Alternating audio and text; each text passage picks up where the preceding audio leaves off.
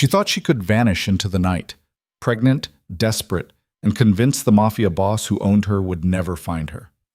For 17 days, Eliza Hart tasted freedom in a city far from his empire, building a quiet life for the child growing inside her.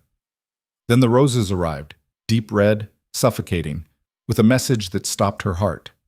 Penthouse. Midnight. He's been watching her all along. Now she stands face to face with Adrian Valenti, the man she fled, the father of her unborn baby, and the only person who has ever terrified and captivated her in equal measure. Follow this story to the end, hit that like button, and comment what city you're watching from so I can see how far this story travels. The rain arrived without warning, transforming the manicured gardens of the Valenti estate into a battlefield of sound. Thunder rolled across the darkness like artillery fire, while lightning illuminated the sprawling mansion in violent flashes of white.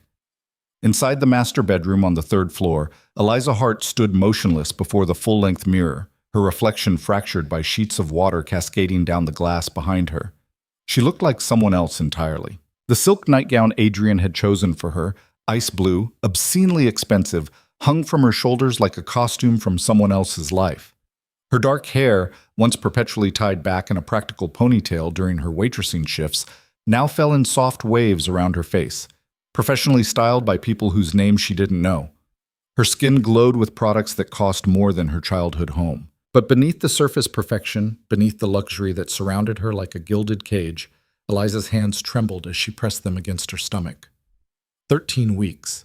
The doctor Adrian didn't know she'd seen had confirmed it 3 days ago during the single unsupervised hour she'd managed to steal in 6 months. 13 weeks carrying a secret that would either be her salvation or her final chain. The black duffel bag waited beneath her bed, packed with methodical precision over the past 11 days. No luxury items, nothing that screamed wealth or Adrian's ownership. Just practical clothes, cash she'd skimmed from household accounts and amounts too small to trigger alerts, forged documents purchased through a contact her former coworker had provided, and a single manila envelope containing ultrasound images she hadn't yet had the courage to look at, and baby clothes. 3 tiny outfits she'd bought from a discount store during that precious unsupervised hour, hidden at the bottom of the bag like contraband. Because that's what they were in Adrian's world, evidence of futures he didn't control, proof of choices made without his permission. Eliza's phone, the one Adrian had given her, monitored and tracked, sat on the nightstand where it always rested. Her real phone, a cheap prepaid model, stayed buried in her cosmetics bag where his security sweeps never looked. On it was a single message received 2 hours ago. Meeting confirmed. He'll be gone until 3 a.m. minimum. Primary detail goes with him. Secondary shift change at midnight. Window opens at 12:47. You'll have 18 minutes. The text came from Marcus Webb, head of Adrian's household security. The same Marcus who had a 6-year-old daughter whose custody hearing Adrian had financed when his ex-wife tried to relocate across the country. The same Marcus whose eyes had lingered on Eliza with something that looked almost like sympathy when Adrian's grip on her wrist left bruises she couldn't quite hide. She didn't trust Marcus, couldn't afford to. But desperation made strange allies. Another flash of lightning turned the room daylight bright. In that moment, Eliza saw herself clearly. 24 years old, trapped in a world she'd stumbled into through nothing more than bad luck and worse timing. 6 months ago, she'd been nobody. A waitress working double shifts at a downtown restaurant, crushing student debt from a nursing degree she'd never finished. Sharing a cramped apartment with 2 roommates who stole her food and never paid utilities on time.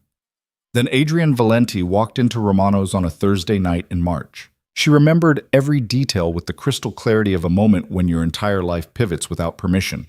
He'd been alone, unusual for a man of his reputation, sitting at a corner table with a book she couldn't identify, and an expression of such complete isolation it made her chest ache. When she approached to take his order, their eyes met, and something shifted in the air between them. "Rough day?" she'd asked, then immediately regretted the familiar tone. Rich men didn't appreciate waitresses who spoke to them like human beings. But Adrian had smiled, actually smiled.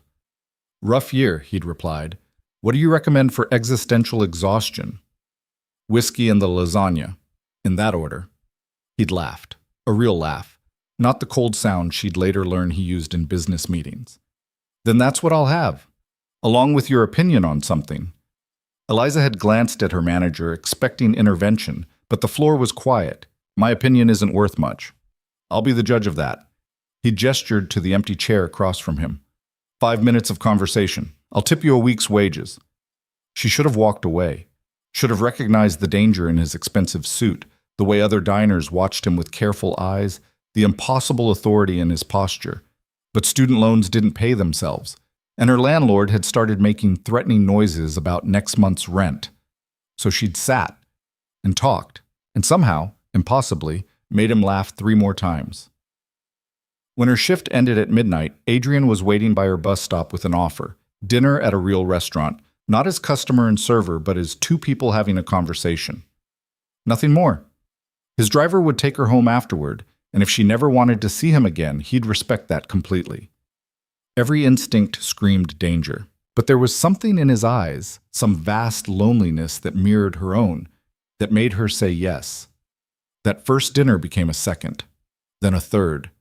He never lied about who he was or what he did.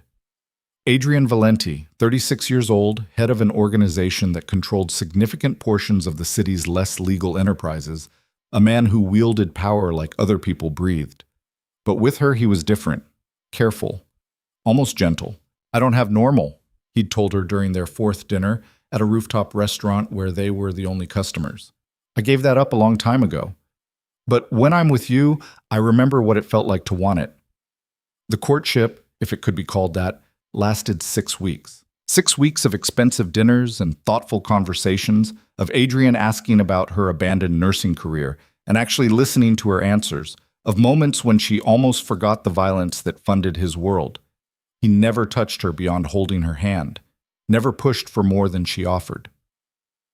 Then everything changed the night 3 men followed her home from work. She'd noticed them a block from Romano's, too well dressed for the neighborhood, moving with coordinated precision. When she'd quickened her pace, they'd matched it. When she'd ducked into a corner store, they'd waited outside. Her hands had shaken as she'd texted Adrian, "I think I'm being followed. 3 men. I'm scared." His response was immediate. "Address. Now." She'd barely typed it when the store owner, an elderly Korean man who knew her as a regular, pulled her toward the back room. "You stay here. Locked door. Don't open for anyone but police." The sound of car tires screeching outside, shouting. Then gunfire, sharp cracks that made her scream and drop to the floor behind a stack of rice bags. It lasted maybe 90 seconds. Then silence. When Adrian had opened the backroom door, there'd been blood on his shirt cuff and something feral in his eyes that disappeared the instant he saw her. "You're safe," he'd said, pulling her against his chest. "You're safe. I have you." She'd later learned the men were sent by a rival organization testing Adrian's vulnerabilities. They'd identified her as a potential weakness, a soft target. The message was clear. Anyone close to Adrian Valenti became a target. "I can't see you anymore," she told him the next day, still shaking. "I can't live like this." "Then don't."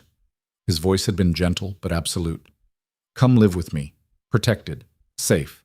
You'll never have to worry about rent or loans or men following you in the dark. I can give you everything, Eliza. All you have to do is trust me." She'd said yes. What choice did she have?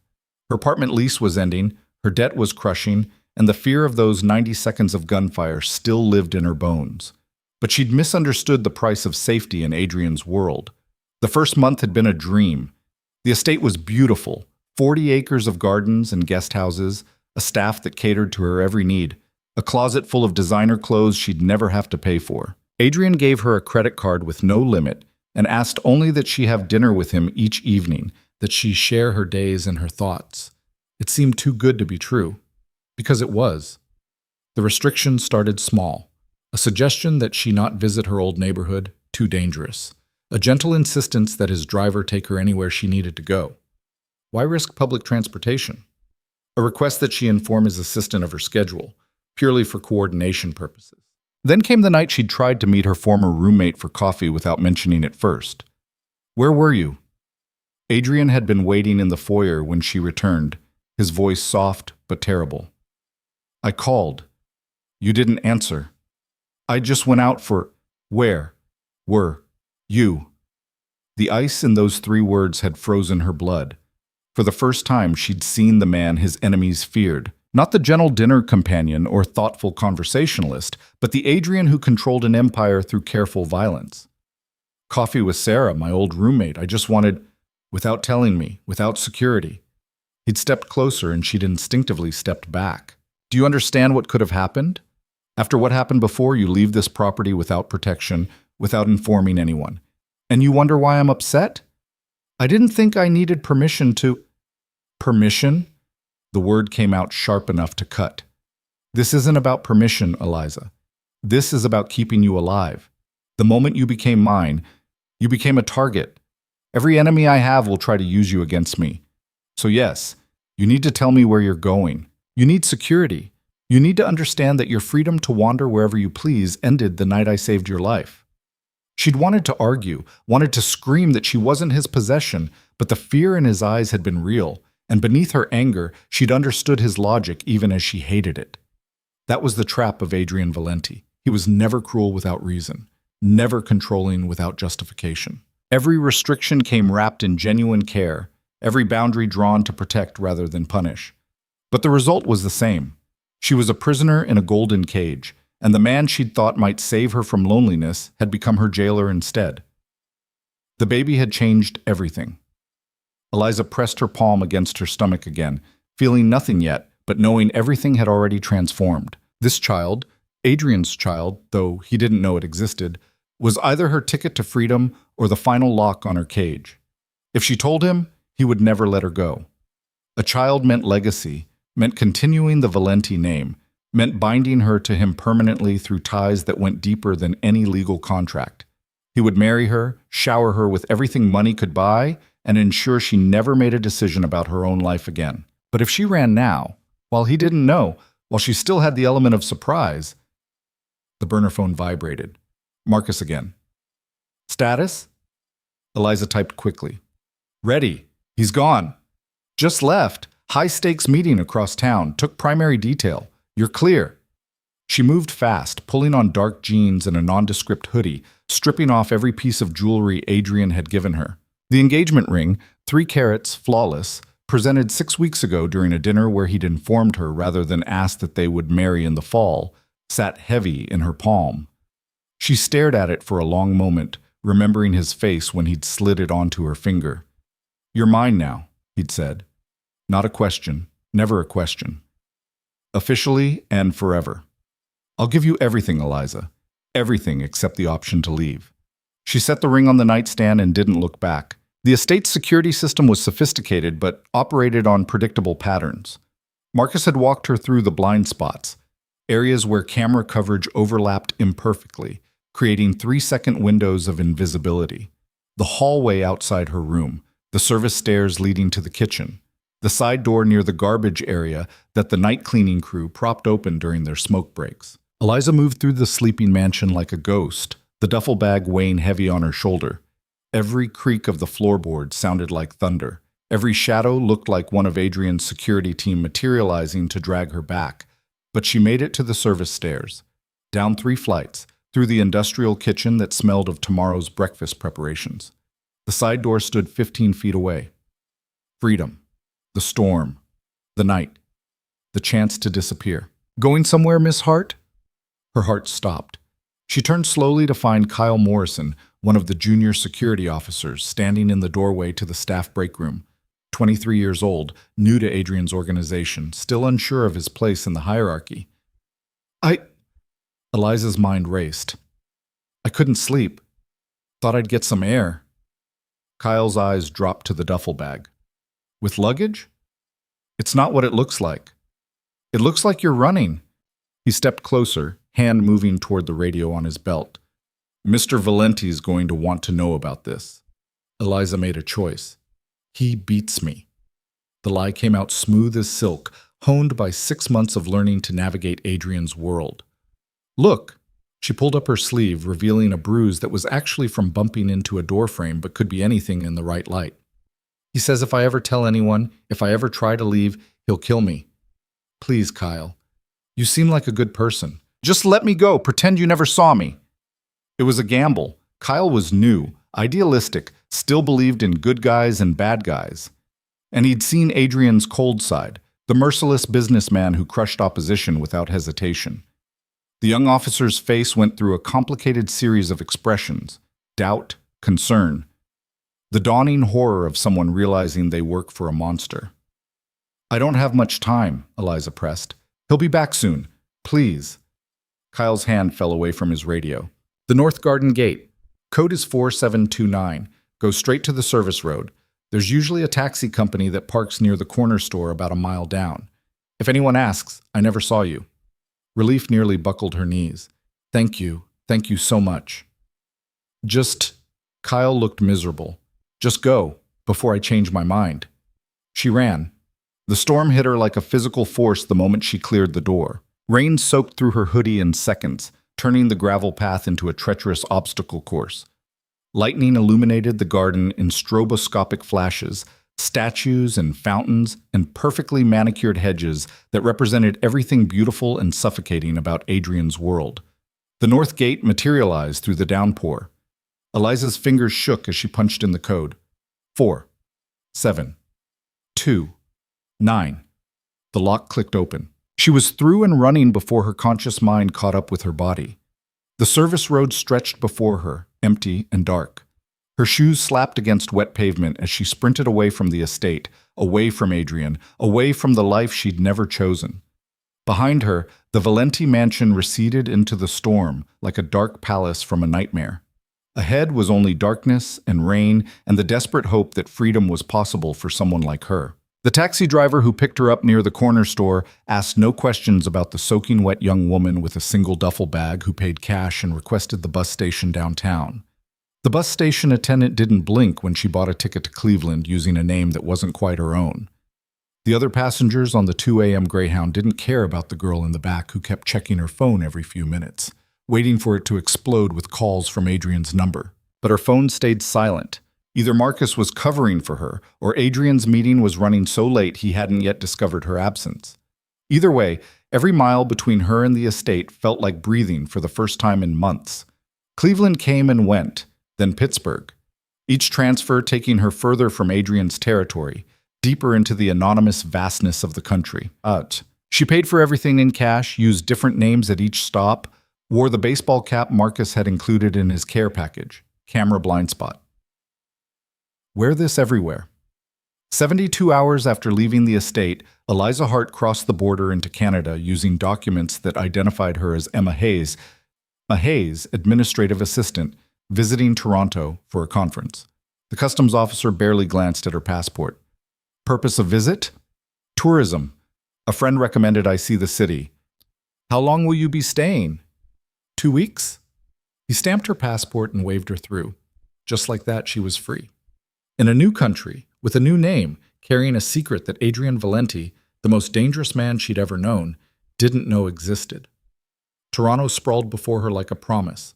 The taxi driver who drove her from the border crossing into the city center spoke in an accent she couldn't place, pointing out landmarks she didn't care about. All she saw was possibility, anonymity, a place where Adrian's network didn't reach, where his security cameras didn't watch, where she could finally be just Eliza again.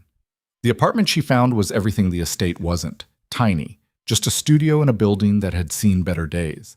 The furniture was secondhand, the view was a brick wall, and the bathroom had questionable plumbing.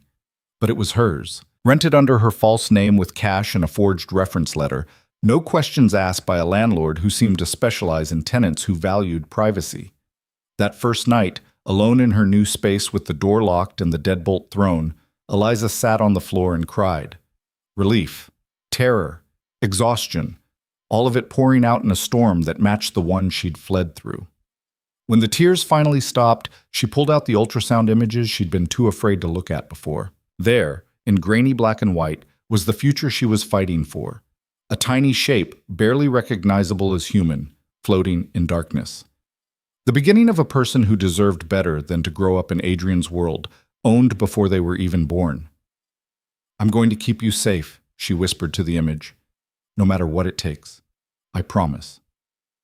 The next morning, she found work at a cafe 3 blocks from her apartment. The owner, a woman named Patricia, who'd emigrated from Jamaica 30 years ago, asked only if she could start immediately and if she was running from something. Yes and yes, Eliza admitted. Patricia had looked her over with shrewd eyes. Can you make coffee and keep your drama away from my customers? Absolutely. Then we understand each other. You're Emma here. I don't need to know anything else. The job paid cash under the table. The hours were long but manageable. The customers were a mix of students, office workers, and people like her, those who'd come to Toronto to be someone new. Days became a week became 2. Eliza, Emma now, she had to remember, fell into a routine that felt almost normal. Wake at 6, walk to the cafe, make coffee and smile at strangers and pocket tips that slowly built toward a future. Close at 3, walk home, stop at the grocery store for simple meals. Spend evenings reading pregnancy books from the public library and planning for a baby she was terrified and thrilled to meet. She found a prenatal clinic that didn't ask too many questions. The doctor, an older woman with kind eyes and gentle hands, confirmed everything was progressing normally. First pregnancy? Dr. Singh had asked. Yes. And the father? Not in the picture. Dr. Singh had simply nodded. You have support? Friends? Family? I will. I'm building it. It wasn't entirely a lie. She'd started talking to her neighbors, carefully, never revealing too much, but learning their names and sharing coffee in the hallway. She'd struck up friendships with regular customers at the cafe, the kind of casual connections that made her feel human again. For the first time in months, Eliza felt like herself. Not Adrian's possession, not a piece on someone else's chessboard, but a person making choices about her own life. The illusion of safety lasted exactly 17 days. She was working the afternoon shift at the cafe, wiping down tables and chatting with Patricia about inventory when the delivery arrived. A young man in a courier uniform, carrying an enormous bouquet of long-stemmed roses so deep red they looked black. Delivery for Emma Hayes, he announced. Eliza's blood turned to ice. Who sent them? No name, just instructions to deliver them here. He handed over the bouquet and a small envelope. Have a nice day. The roses were beautiful. Exactly 3 dozen, the same number Adrian had sent to her apartment the day after their first dinner together. The scent was overwhelming, filling the cafe with a fragrance that was both lovely and suffocating. Secret admirer? Patricia asked with a raised eyebrow. Eliza couldn't speak. Her hands shook as she opened the envelope. Inside was a single card written in handwriting she recognized as intimately as her own. Penthouse Suite, Royal York Hotel. Midnight tonight. We need to talk about our future. All 3 of us. The world tilted. He knew. About Toronto. About Emma Hayes. About the baby. Adrian had found her.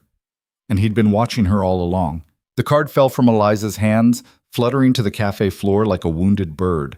Patricia's voice seemed to come from very far away, asking if she was all right, if she needed to sit down. But Eliza couldn't form words. The roses sat on the counter between them, their scent thick enough to choke on. Each perfect bloom a reminder that nowhere was far enough. No new name sufficient disguise, no border wide enough to keep Adrian Valenti from what he considered his. All 3 of us. He knew about the baby. Had known perhaps from the very beginning. Every careful step she'd taken, every precaution, every moment she'd believed herself free. All of it had been an illusion. Adrian had been watching, tracking, waiting. The question wasn't how he'd found her. The question was why he'd let her run at all. Emma? Patricia's hand on her shoulder brought the world back into sharp focus. Honey, you look like you've seen a ghost. Who sent these? Eliza's mind raced through possible answers, discarding each one. The truth was impossible. The Mafia Boss I ran from, the father of my unborn child, the man who owns half the northeastern seaboard. But lies felt equally dangerous now. Adrian had found her. That changed everything. Someone from my past, she managed finally. Someone I was hoping would never find me. Patricia's expression shifted from concern to understanding. She'd lived long enough to recognize the particular fear that came with those words. The baby's father? Eliza nodded, unable to speak past the knot in her throat. And he's not a good man. He's... How did you explain Adrian Valenti? Dangerous was too simple. Controlling was incomplete. Monster felt wrong because monsters didn't look at you with genuine longing, didn't remember how you took your coffee, didn't trace your face with such careful reverence when they thought you were sleeping. He's complicated and powerful, and he doesn't let go of things he considers his. Patricia moved with surprising speed for a woman in her 60s, flipping the cafe's sign to closed and locking the front door. Then we need to get you somewhere safe. I have family in Montreal. It won't matter. Eliza picked up the card again, staring at Adrian's precise handwriting. Midnight. The Royal York Hotel, 5 hours from now. If he found me here, he can find me anywhere. Running just delays the inevitable. So what? You're just going to walk into whatever trap he set? I don't think it's a trap. Eliza touched her stomach, a gesture that was becoming automatic. If Adrian wanted to take me by force, I'd already be gone. The roses, the hotel, the specific time. This is an invitation. He wants to talk. Men like that don't talk. They take. You don't know Adrian. The words came out defensive, and Eliza hated herself for it. 6 months of captivity, 17 days of freedom, and still some part of her wanted to explain him, to make others understand the impossible contradiction he represented. He's not like other men. He's worse in some ways and better in others, but he keeps his word. If he says we need to talk, then that's what he wants. The question is what happens after. Patricia studied her with shrewd eyes. You're not going to run again, are you? Where would I go that he couldn't follow? Eliza gestured at the roses, the card, the evidence of Adrian's reach. He let me have 17 days. 17 days of feeling safe, building a life, believing I'd escaped.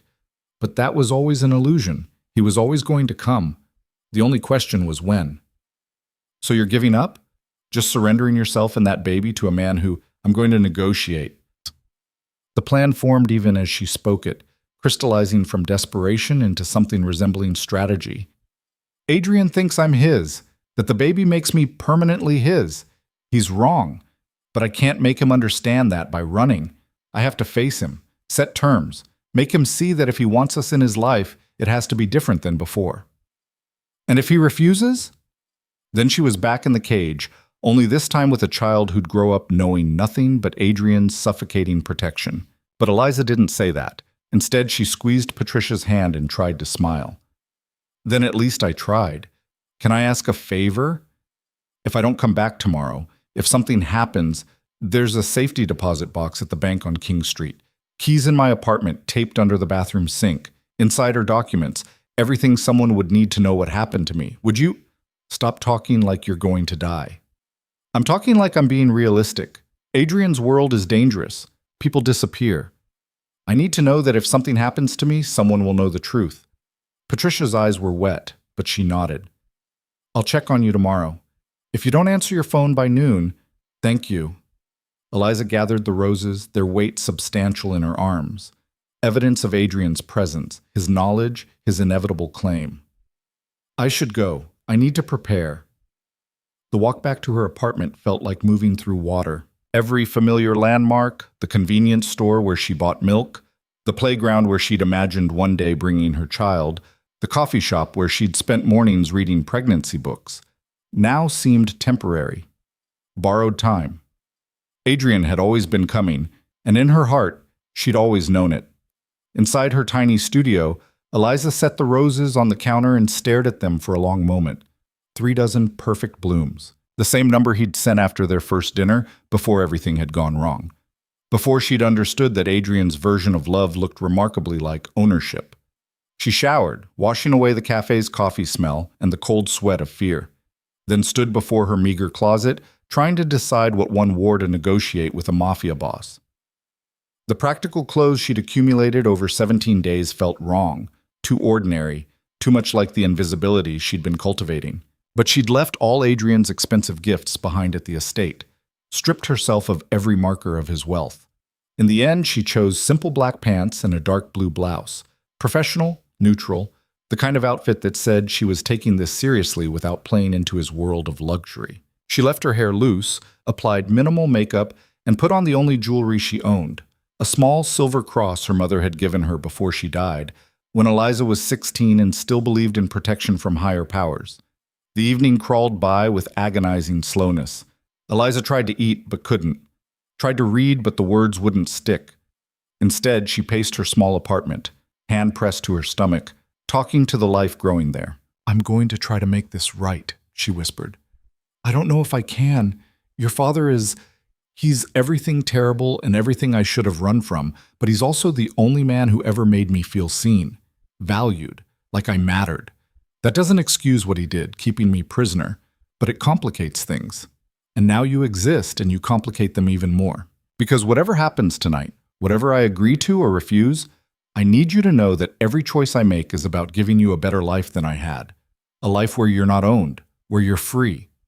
The baby, of course, said nothing, but Eliza felt better for speaking the words aloud, making promises she desperately hoped she could keep. At 11:15, she called a taxi. The driver was a middle-aged Sikh man who made polite conversation about the weather and asked no questions about why a young woman was going to an expensive hotel alone at nearly midnight. The Royal York loomed above them as they approached, all golden lights and old-world grandeur, exactly the kind of place Adrian would choose for a confrontation. Neutral ground, but still his territory. Wealth and power and the unspoken understanding that he could afford anything within these walls. Eliza paid the driver and stood on the sidewalk, staring up at the building's illuminated facade. Somewhere up there, Adrian was waiting. Perhaps he'd been here for hours, watching the entrance, tracking her arrival through whatever network he'd used to find her in the first place. Perhaps he was as nervous as she was, though that seemed impossible. Adrian Valenti didn't get nervous. He planned, executed, controlled. But then again, he'd never been a father before. The lobby was elegant and hushed, all marble floors and discreet staff who specialized in not noticing things they weren't meant to see. Eliza walked to the elevator bank, pressed the button for the top floor, and watched the numbers climb with a strange sense of inevitability. This was always how it would end. Her running, him finding her. A confrontation in some expensive space where the rest of the world couldn't reach. The penthouse level had only 2 suites. Adrian's door was obvious, the one with a man in a dark suit standing outside, earpiece visible, eyes that tracked her approach with professional assessment. She recognized him. Daniel Park, one of Adrian's senior security team. He'd been at the estate, part of the inner circle, someone who'd seen her at breakfast and dinner and pretended not to notice when she cried in the garden. "Miss Hart." His voice was neutral, giving nothing away. "He's expecting you." "I'm sure he is." Daniel opened the door without further comment. Eliza stepped through and heard it close behind her with a soft click that sounded remarkably like a trap springing shut. The suite was exactly what she'd expected, obscenely luxurious, all floor-to-ceiling windows showcasing Toronto's glittering skyline, furniture that cost more than most people earned in a year, art on the walls that probably belonged in museums. And standing by the windows, silhouetted against the city lights, was Adrian Valenti. He didn't turn immediately, just stood there, hands in his pockets, shoulders tight with tension that most people would never notice but that Eliza had learned to read over 6 months of careful observation. When he finally faced her, his expression was controlled, the mask he wore for business negotiations and dangerous meetings. But his eyes told a different story. Relief. Anger. Something that might have been hurt if Adrian Valenti was capable of being hurt. Eliza. Her real name, not the Emma Hayes she'd been hiding behind. "You look well. Toronto seems to agree with you." She refused to be intimidated by the opulence, by his presence, by the fact that he looked exactly as she remembered. Dark hair, perfectly styled, expensive suit fitted like armor, face too handsome for someone so dangerous. "How long have you known where I was?" "Since the moment you crossed the border." Adrian moved away from the windows, each step deliberate. "My people flagged the passport. Good forgery, by the way. Marcus clearly spent some money, and I had eyes on you within 6 hours of your arrival in Toronto." "Then why wait? Why let me think I was free?" "Because you needed to learn something." He stopped a few feet away, close enough that she could smell his cologne, that familiar scent that used to make her feel safe and now just made her sad. "You needed to understand that freedom isn't about geography. You can run to Toronto, to Vancouver, to anywhere in the world, and I will find you. Not because I own you, though we both know that's how you see it, but because you matter to me. Because the thought of you unprotected, vulnerable, facing dangers I can't control is intolerable." So you let me run just to prove I couldn't escape. I let you run because I hoped you'd realize the truth on your own. His voice dropped, becoming almost gentle. That wherever you go, whatever name you use, you're still mine, and I'm still yours. That's not ownership, Eliza. It's inevitability. She wanted to argue, to scream that love wasn't supposed to feel like captivity, that caring for someone didn't give you the right to control them. But the baby shifted inside her, not movement yet, too early for that, but a presence she felt regardless, and she remembered why she was here. Not to fight, to negotiate. You said in your note we needed to talk about our future, all three of us. She met his eyes, refusing to look away. So you know about the baby. I've known since before you left. Adrian's expression didn't change, but something flickered in his eyes. Did you really think I wouldn't notice? The prenatal vitamins you hid in your cosmetics bag, the appointment with Dr. Chen that you thought you'd concealed, the way you stopped drinking wine at dinner and started refusing sushi. I've spent 6 months learning everything about you, Eliza. I notice when things change. The revelation hit like a physical blow. You knew, and you said nothing? You let me... I was waiting for you to tell me yourself, waiting for you to trust me enough to share it. His voice turned harsh. But instead you ran, took my child, our child, and disappeared in the middle of the night like I was some monster you had to escape. You are a monster, Adrian! The words exploded out of her, months of repressed anger finally breaking free. You dress it up in protection and care and genuine feeling, but the result is the same. I was a prisoner in your home. I couldn't go anywhere, see anyone, make any decision without your permission. You say you love me, but love doesn't look like a cage. And what does love look like, Eliza? He moved closer, closing the distance between them. The world you came from? Working yourself to exhaustion for tips and college debt? Living with roommates who stole from you, unable to afford basic health care? I gave you everything. Safety, comfort, a life without worry. If that's a cage, then maybe cages aren't as terrible as you think. You gave me everything except choice. Her voice broke. I didn't ask for any of it. I just wanted... What? To struggle alone? To raise our child in some cramped apartment working minimum wage while strangers watch our baby? You think that's better than what I can provide? I think it's mine. My choice. My life. Eliza pressed her hands to her stomach, protective.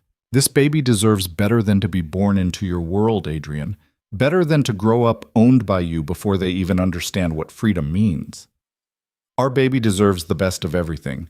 The finest education, perfect security, every opportunity money can provide.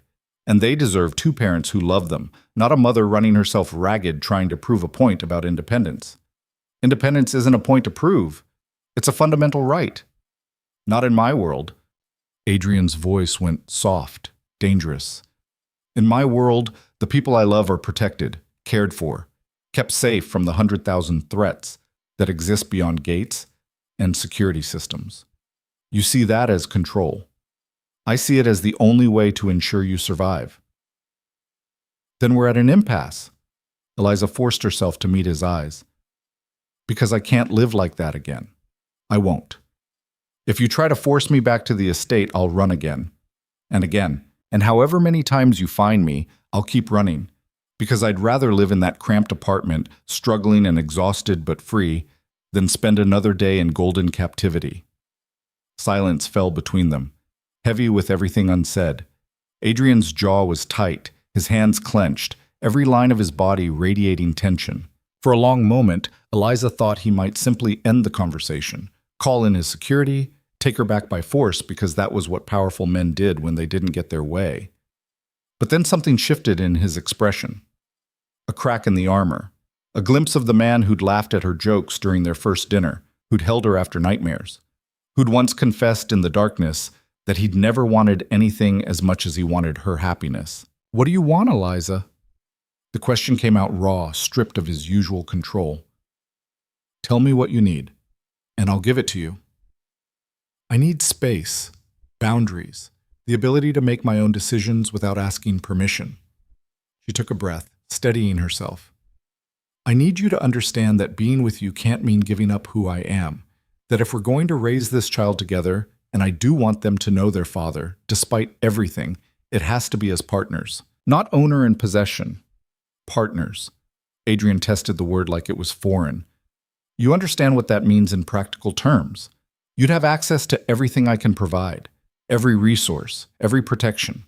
But you'd also be part of my world, my actual world, not the sanitized version I tried to keep you in. You'd see things, know things, be complicit in ways you might not be able to accept. I'd rather know the truth than live in ignorant captivity. The truth is ugly, Eliza. I've killed people, ordered deaths, built an empire on violence and fear and calculated cruelty. The money that paid for your comfortable life at the estate, it came from activities that would horrify you. I kept you separate from all that because I wanted you to stay clean, unsullied by the darkness. But I'm not separate, she said quietly. I stopped being separate the moment you decided I was yours. Those men who followed me, who would have hurt or killed me to send a message to you, that was already the consequence of your world touching mine. At least if I know the truth, I can make informed decisions.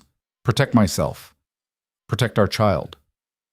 Adrian was quiet for a long moment, studying her with an intensity that made her skin prickle. If I agree to this, if I give you the space and boundaries you're asking for, I need something in return. What?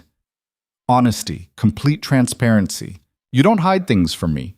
You don't run without talking to me first.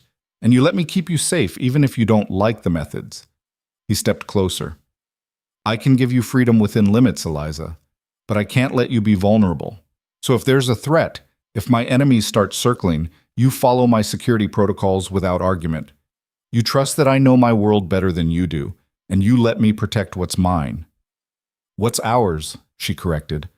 I'm not yours, Adrian. I'm me. And if we're doing this, you need to accept that I'm a person, not a possession. I've always known you're a person. His voice dropped. That's the problem. If you were just a possession, I could lock you away and sleep peacefully. But you're not. You're smart and stubborn, and you make me want things I gave up on years ago. Things like partnership and trust, and the possibility that someone might choose to stay with me not because they're afraid or trapped, but because they actually want to be there. The vulnerability in those words hit harder than any of his earlier arguments. This was the Adrian she'd glimpsed during their courtship, the man beneath the monster, lonely and aching for connection he didn't know how to accept. Then give me a reason to choose you, Eliza said softly. Not your money or your protection or your power. You. The man who remembered how I take my coffee and bought out an entire restaurant so we could have a quiet dinner. The man who listened when I talked about my abandoned nursing career and actually cared about my dreams. Be that person, not the one who treats me like another asset to control. They're the same person, Eliza. I can't separate the parts of myself you find acceptable from the parts that terrify you. The control, the protection, the need to keep you safe, that comes from the same place as everything else. I can try to be better, to give you more freedom, but I can't promise I'll ever be comfortable with you being vulnerable. I'm not asking you to be comfortable. I'm asking you to try. Adrian reached out slowly, giving her time to pull away, and cupped her face in his hands. If I do this, if I give you the partnership you're asking for, you have to understand what you're agreeing to. You'll be the wife of Adrian Valenti, mother to my heir. Every enemy I have will see you as a target. Every business decision will impact your life. You won't be able to just walk away when things get difficult or frightening. I'm pregnant with your child. I was never going to be able to just walk away. She let herself lean into his touch, feeling the warmth of his skin, the familiar electricity that had drawn her to him from the beginning. But I need to know that if I stay, if I agree to build a life with you, it's because we're choosing each other, not because you're forcing my hand. I could force it, he said quietly. You know that, right? I could have Daniel pack your things right now, put you on my plane, have you back at the estate before morning. I have the power to simply take what I want. But you won't. Eliza met his eyes, seeing past the threat to the truth beneath. Because that's not what you actually want. You don't want a captive or a possession. You want someone who chooses to be with you despite knowing exactly who you are. And you can't force that. You can only earn it. Something in Adrian's expression softened. You're either the bravest or most foolish woman I've ever met. Probably both.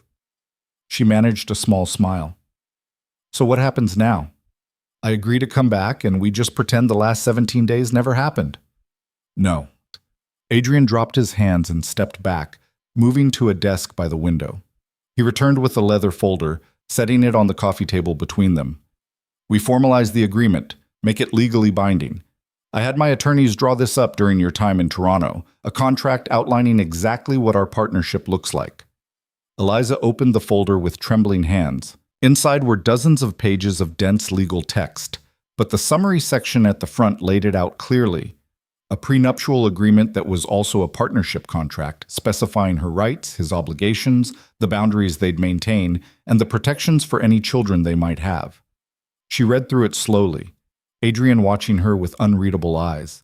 It was more generous than she'd expected, her own income stream separate from his, living quarters within the estate that were hers alone, with locks he didn't have keys to.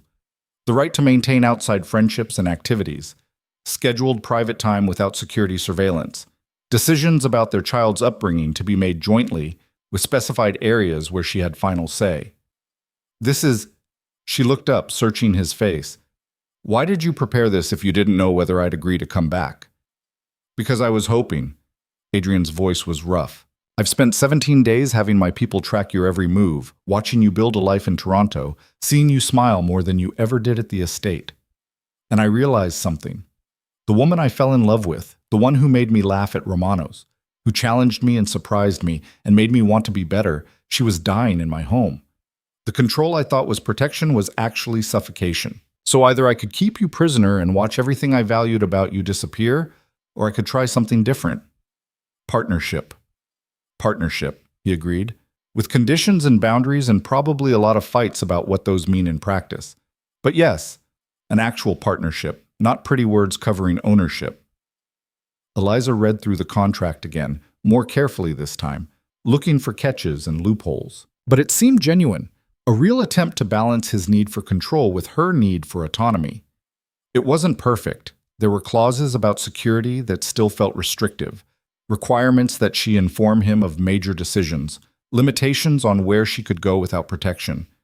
But it was a start, a foundation they could build on. I need to add something, she said finally. A clause about our child, specifically that they won't be raised to follow in your footsteps, that when they're old enough to understand, they get to choose what kind of life they want. Legal, illegal, or somewhere in between, that has to be their decision, not ours. Adrian's jaw tightened. You're asking me to promise not to bring my own child into the family business. I'm asking you to let them be free, the way neither of us really was. She placed her hand over her stomach. We both know what it's like to have our paths chosen for us. I want better for our baby, don't you? For a long moment, she thought he'd refuse. The Valenti Empire had been built over generations, each heir trained from childhood to take up the mantle. Asking Adrian to break that tradition, to accept that his child might choose a completely different life, was asking him to question everything he'd been raised to believe. But then he nodded slowly. Add the clause. But I want one condition. They get to make that choice as an adult. Until they're 21, they live under my protection, learn about both worlds, and then decide. I won't force them into my life, but I won't hide it from them either. Agreed. Eliza felt something tight in her chest loosen slightly.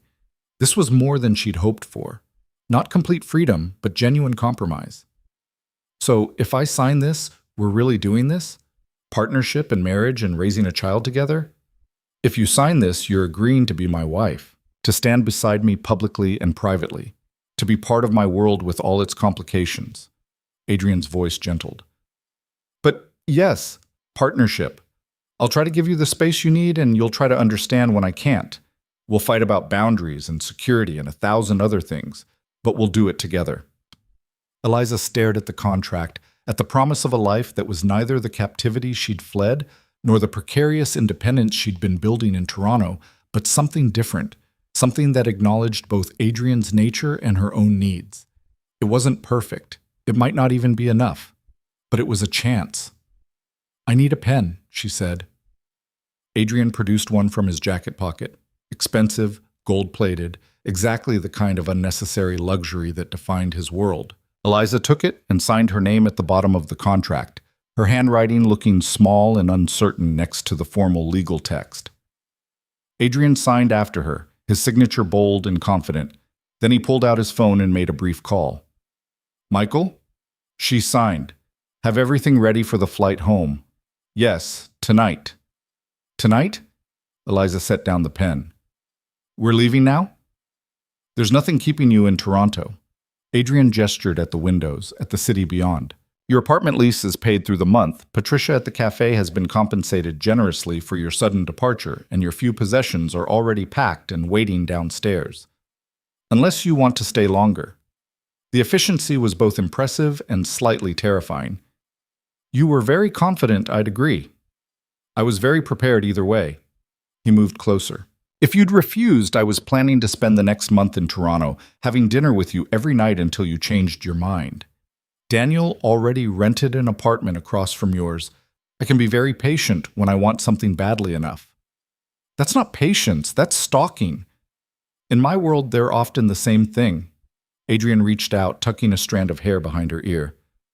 But you didn't refuse. You signed the contract. So now we go home, plan a wedding, and start building the partnership we both apparently want. Eliza caught his hand before he could pull away. I need you to understand something. I signed because I believe you're trying, because this contract is more than I expected, and because our child deserves to know their father. But trust isn't automatic, Adrian. You'll have to earn it every day. And if you break the terms of this agreement, if you start treating me like a possession again, you'll run. I know. He laced his fingers through hers. And I'll find you, and we'll fight about it. And hopefully, eventually, we'll figure out how to make this actually work. That's what partnership means, right? Constant negotiation. Constant negotiation, she echoed. That sounds exhausting. Most worthwhile things are. Adrian pulled her closer, and she let him, feeling the familiar solidity of his body, the warmth that had once made her feel safe. For what it's worth, I missed you. The estate was empty without you. I kept expecting to see you in the garden or hear you in the library, and the absence was... He stopped, searching for words. It made me understand that everything I'd built meant nothing if you weren't there to share it. That's almost romantic. Eliza rested her head against his chest, hearing the steady beat of his heart, in a deeply messed up way. I've never claimed to be healthy or normal. His arms came around her, careful and tentative, as if he expected her to bolt. But I'm trying to be better. For you. For our child. Even if better is a relative term in my world. They stood like that for a long moment, two people who'd found each other through chance and stayed connected through something more complicated than love, but maybe stronger. Outside the windows, Toronto glittered in the darkness, a city that had offered Eliza 17 days of freedom and then revealed that freedom was more complicated than geography. We should go, Adrian said finally.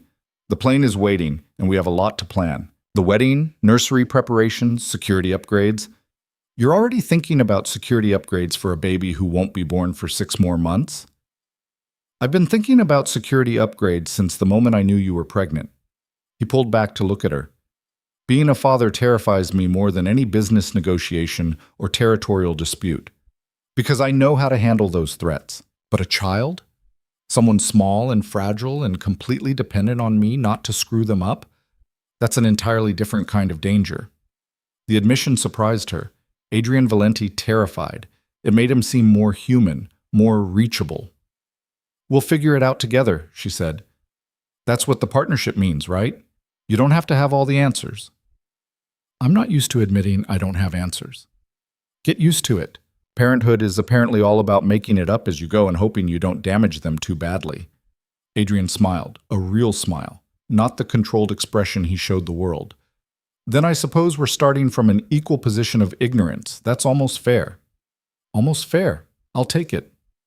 Eliza let him lead her toward the door, toward Daniel waiting outside, toward the car that would take them to the airport, and the plane that would fly them back to the estate. Back to Adrian's world, but this time with contracts and boundaries and the fragile promise of something like partnership. As they rode the elevator down, Eliza's hand found her stomach again, feeling for the life growing there. She was making a choice, not the one she'd imagined during those 17 days in Toronto, but maybe the only realistic one available. Adrian was right that running was futile. He would always find her, always bring her back, because that was who he was and what his resources allowed. But the contract changed things, made her something other than a captive. It wasn't freedom in the pure sense, wasn't the independence she dreamed of, but it was agency within constraints, power within limits.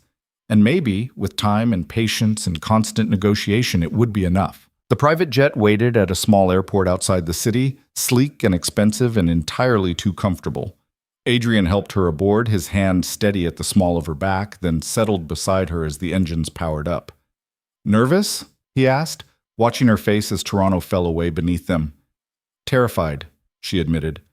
"I'm going back to the place I fled from, trusting a man who kept me prisoner, hoping that a piece of paper is enough to make things different. The paper makes it legally binding, but what makes it real is both of us choosing to honor it." Adrian took her hand, his thumb tracing circles on her palm. "I won't lie and promise this will be easy. You'll hate me sometimes. I'll frustrate you constantly. We'll fight about security and boundaries and 1,000 things I can't even predict yet. But I will try. Every day I will try to be the partner you need instead of the jailer I was. And when you fail, because you will sometimes, then you'll remind me of the contract, we'll fight about it, and we'll renegotiate. That's what constant negotiation means." He lifted her hand to his lips, pressing a kiss to her knuckles. "We'll figure this out, Eliza. Together. One impossible day at a time." She wanted to believe him, wanted to trust that this could actually work, that the man beside her could truly change enough to make partnership possible. But belief was complicated by experience, and experience had taught her that Adrian's promises came with asterisks and conditions. Still, as the plane climbed higher and Toronto disappeared into the darkness below, Eliza made herself a different promise. She would try. Would honor the contract, give Adrian genuine chances to prove he could be different. But she would also stay vigilant, protect herself and her child, and be ready to fight for the boundaries they'd agreed to. Because partnership meant both of them trying, both of them compromising, both of them choosing each day to make this impossible thing work. And if it didn't, well, she'd run once. She could run again. But this time, at least, she'd run knowing she'd tried everything else first. The estate looked different in the pre-dawn darkness, less like a palace, and more like what it truly was, a fortress designed to keep the world out and its inhabitants in. As the car pulled through the security gates, Eliza felt her stomach tighten with a complicated mix of familiarity and dread. She'd spent 6 months here, learned every corner of the grounds, memorized the patterns of guards and cameras. And then she'd escaped, convinced she'd never see these manicured gardens and stone walls again. Yet here she was, returning voluntarily. Or as voluntarily as anything could be, when the alternative was a lifetime of running from a man who would always find her. Adrian's hand found hers in the darkness of the back seat. "It's still your home," he said quietly, reading her tension. "That hasn't changed." "Everything's changed." But she didn't pull away from his touch. The contract sat in her bag, signed and witnessed, a legal promise that this time would be different. Whether that promise meant anything in practical terms remained to be seen. The car stopped at the main entrance, where Marcus Webb waited with an expression that managed to convey both relief and apprehension. He opened Eliza's door himself, offering his hand to help her out. "Miss Hart?" His voice was carefully neutral. "Welcome back." "You mean welcome home, don't you?" She studied his face, searching for any sign of the man who'd helped her escape. "Or are we pretending you weren't complicit in my departure?"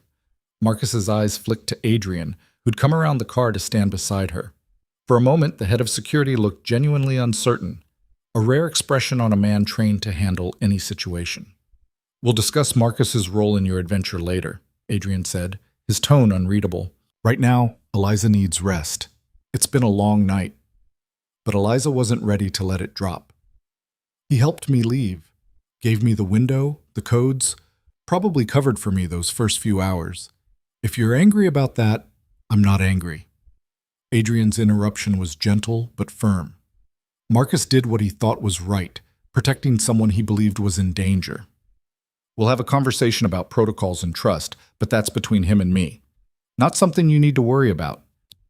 The easy dismissal irritated her. He risked his job, probably worse, to help me. That's absolutely something I should worry about. The contract says partnership, Adrian. That means I get a say in what happens to people who helped me. Something shifted in Adrian's expression, surprise maybe, or approval. He studied her for a long moment before nodding slowly. You're right. We'll discuss it together. Later, when you've rested and we can both think clearly. Is that acceptable? It was a small concession, but it mattered. The old Adrian would have simply made decisions and informed her afterward. This version was actually asking, actually acknowledging her right to be part of the conversation. Acceptable, she agreed. Marcus looked between them with barely concealed confusion, clearly trying to understand the new dynamic, but he simply nodded and stepped back. Your rooms are ready, Miss Hart. I took the liberty of having some items brought from your Toronto apartment. Personal things, books, the clothes you'd purchased. They're in your private quarters. Private quarters. The contract's language made real. Eliza felt another small knot of tension loosen. Thank you, Marcus. Inside, the estate was exactly as she remembered. Polished marble floors, artwork worth more than most people would see in a lifetime. The hushed elegance of wealth so profound it didn't need to announce itself. But the woman who'd fled through service corridors 17 days ago was different from the one walking through the front door now. She had a contract. She had terms. She had the beginning of actual power in this relationship. Adrian guided her up the main staircase, past the master suite they'd shared before her escape, to a wing she'd barely explored during her previous residence. He stopped at a set of double doors and handed her a key. Your private quarters, he said. As specified in the contract. 3 rooms, bedroom, sitting area, bathroom. Locks that only you have keys to. I've instructed security that this space is off limits without your explicit permission. Not monitored, not accessible to staff or myself. Completely yours. Eliza took the key, its weight substantial in her palm. A simple thing, but symbolic of something larger. She unlocked the doors and stepped inside. The space was beautiful, decorated in soft grays and creams, with furniture that managed to be both elegant and comfortable. Large windows overlooked the gardens, though she noticed they were fitted with security glass and discreet sensors. Her books from Toronto were shelved by the window seat. Her few clothes hung in the closet beside new items still bearing tags. The bathroom held her preferred toiletries, arranged exactly as she'd kept them in her tiny Toronto apartment. The nursery will be next door, Adrian said from the doorway, not crossing the threshold without invitation. I've had designers draw up plans, but nothing's been decided. I thought we should choose together. That's... Eliza struggled to process the consideration, so different from his previous assumption that he knew what she needed. Thank you. I'd like that. There's something else. He pulled a small box from his jacket pocket. The engagement ring you left behind. I had it reset with a different stone. The original was my grandmother's diamond, a Valenti heirloom that came with expectations and history. I thought you might prefer something that was just ours. He opened the box to reveal a ring that took her breath away. Still expensive, still beautiful, but different from the ostentatious 3-carat declaration he'd presented before. This was a deep blue sapphire surrounded by small diamonds, elegant without being overwhelming. Blue like the dress you wore on our first real date, Adrian said quietly. The one where you told me about wanting to finish your nursing degree, but being too buried in debt to consider it. I remember thinking that night that I'd found someone who understood what it meant to want something desperately, but feel trapped by circumstances. Eliza stared at the ring, at this evidence that Adrian had been paying attention to more than just her movements and schedule. He'd remembered the color of a dress from months ago, understood the symbolism, chosen something meaningful rather than merely expensive. I don't expect you to wear it right away, he continued when she didn't respond. The contract says we'll marry within 3 months before the baby starts showing significantly. But when you're ready, when it feels right, now. The word came out before she'd fully processed the decision. I'll wear it now. Not because I'm ready for everything it represents, but because it's a symbol of what we're trying to build. Partnership. Something new that's ours, not your family's legacy or my desperate escape.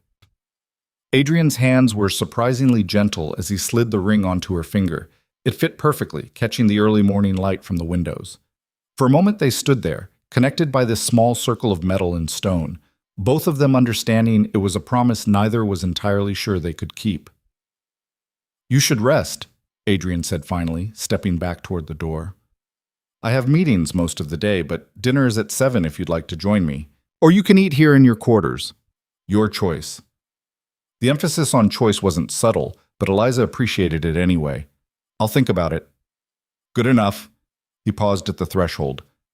Eliza, I'm glad you came back. Even if you don't fully believe it yet, even if this whole arrangement terrifies you, I'm glad. Then he was gone, the door closing softly behind him, leaving her alone in rooms that were supposed to represent freedom within captivity. Eliza sank onto the bed, exhaustion finally catching up with her.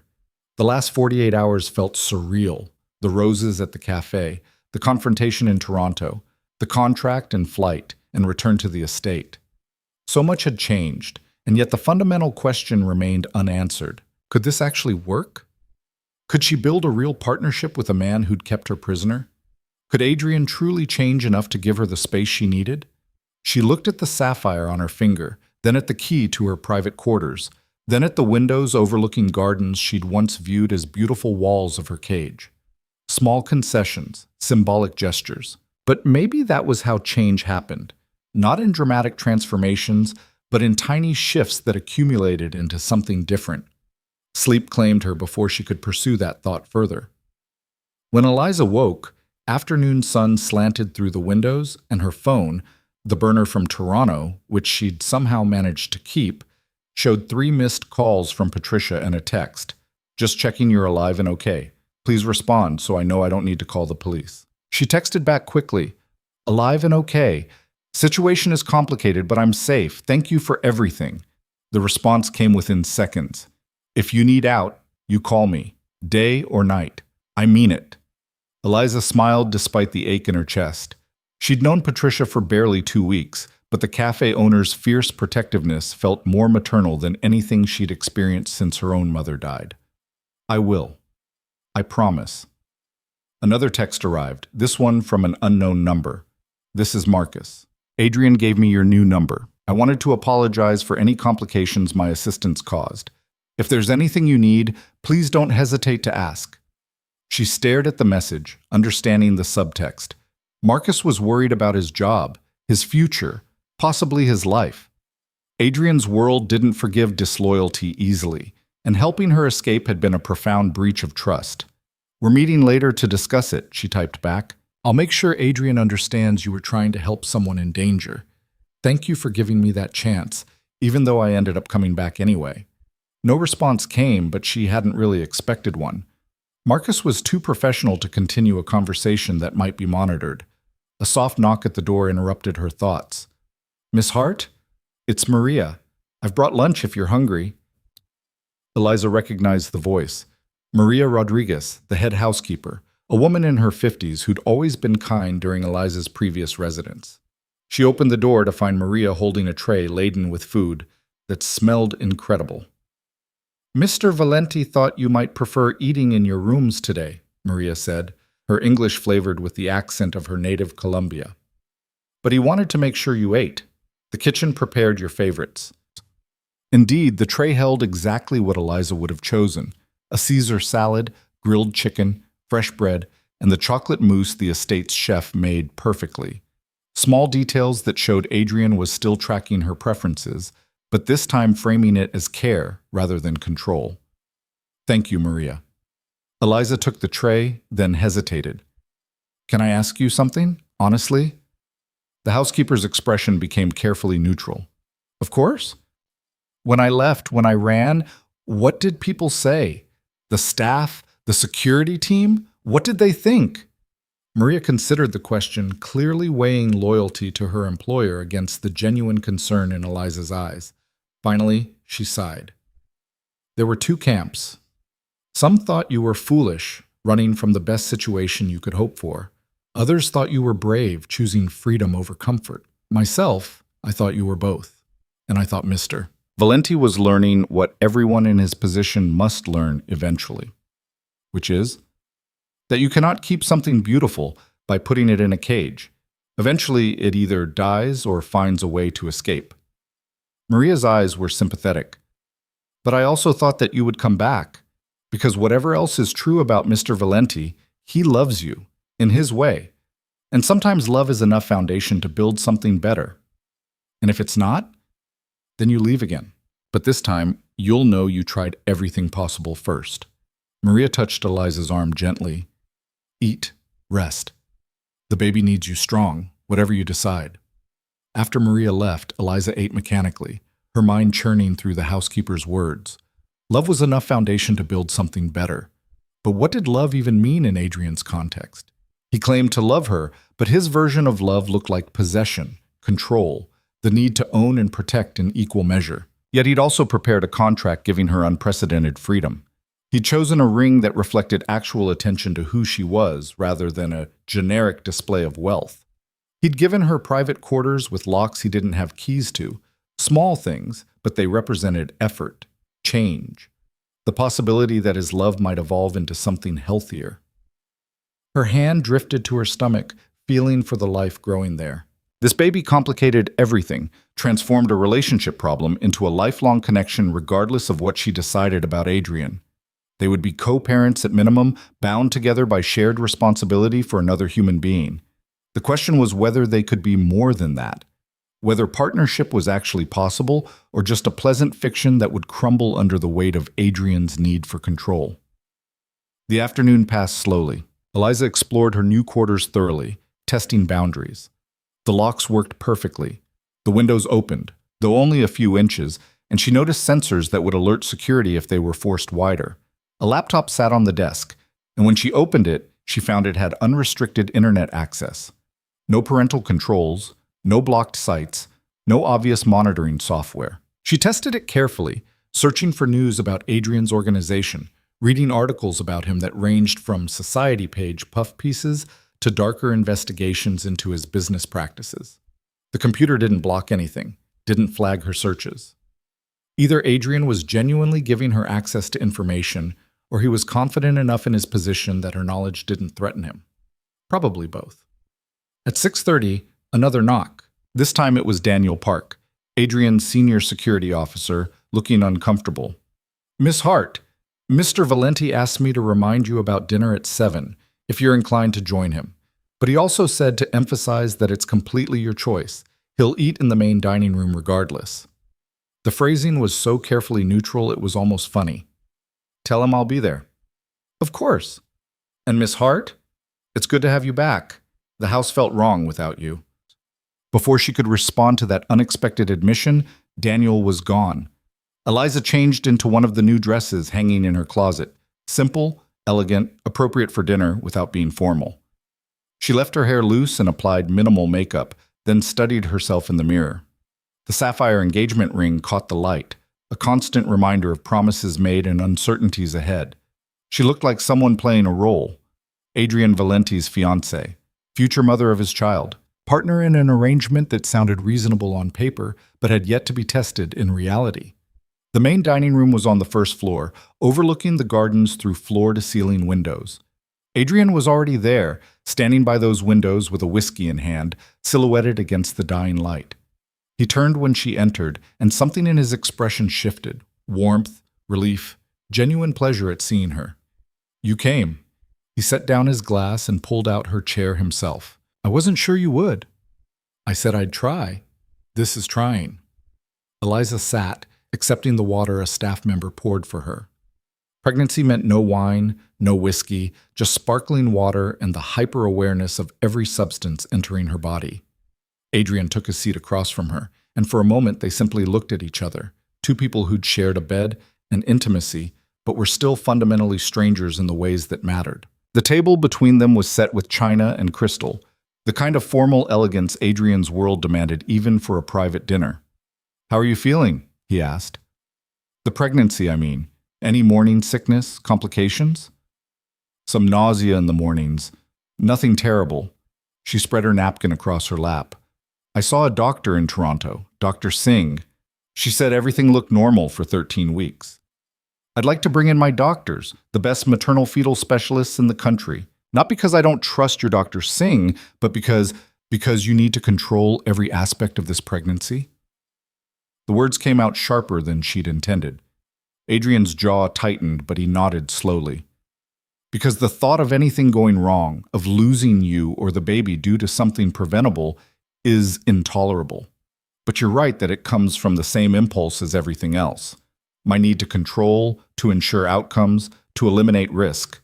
So I'm asking instead of telling. Will you see my doctors? Let them monitor the pregnancy alongside whoever you prefer. The fact that he'd caught himself, acknowledged the controlling impulse, and tried to reframe it as a request was notable. I'll see your doctors, but I also want to keep Dr. Singh. She didn't ask questions I couldn't answer, and she treated me like a person, not a problem to be managed. Fair enough. I'll have my team coordinate with her office. He paused as staff brought the first course, a delicate soup that smelled of herbs and cream. I also wanted to discuss the wedding timeline.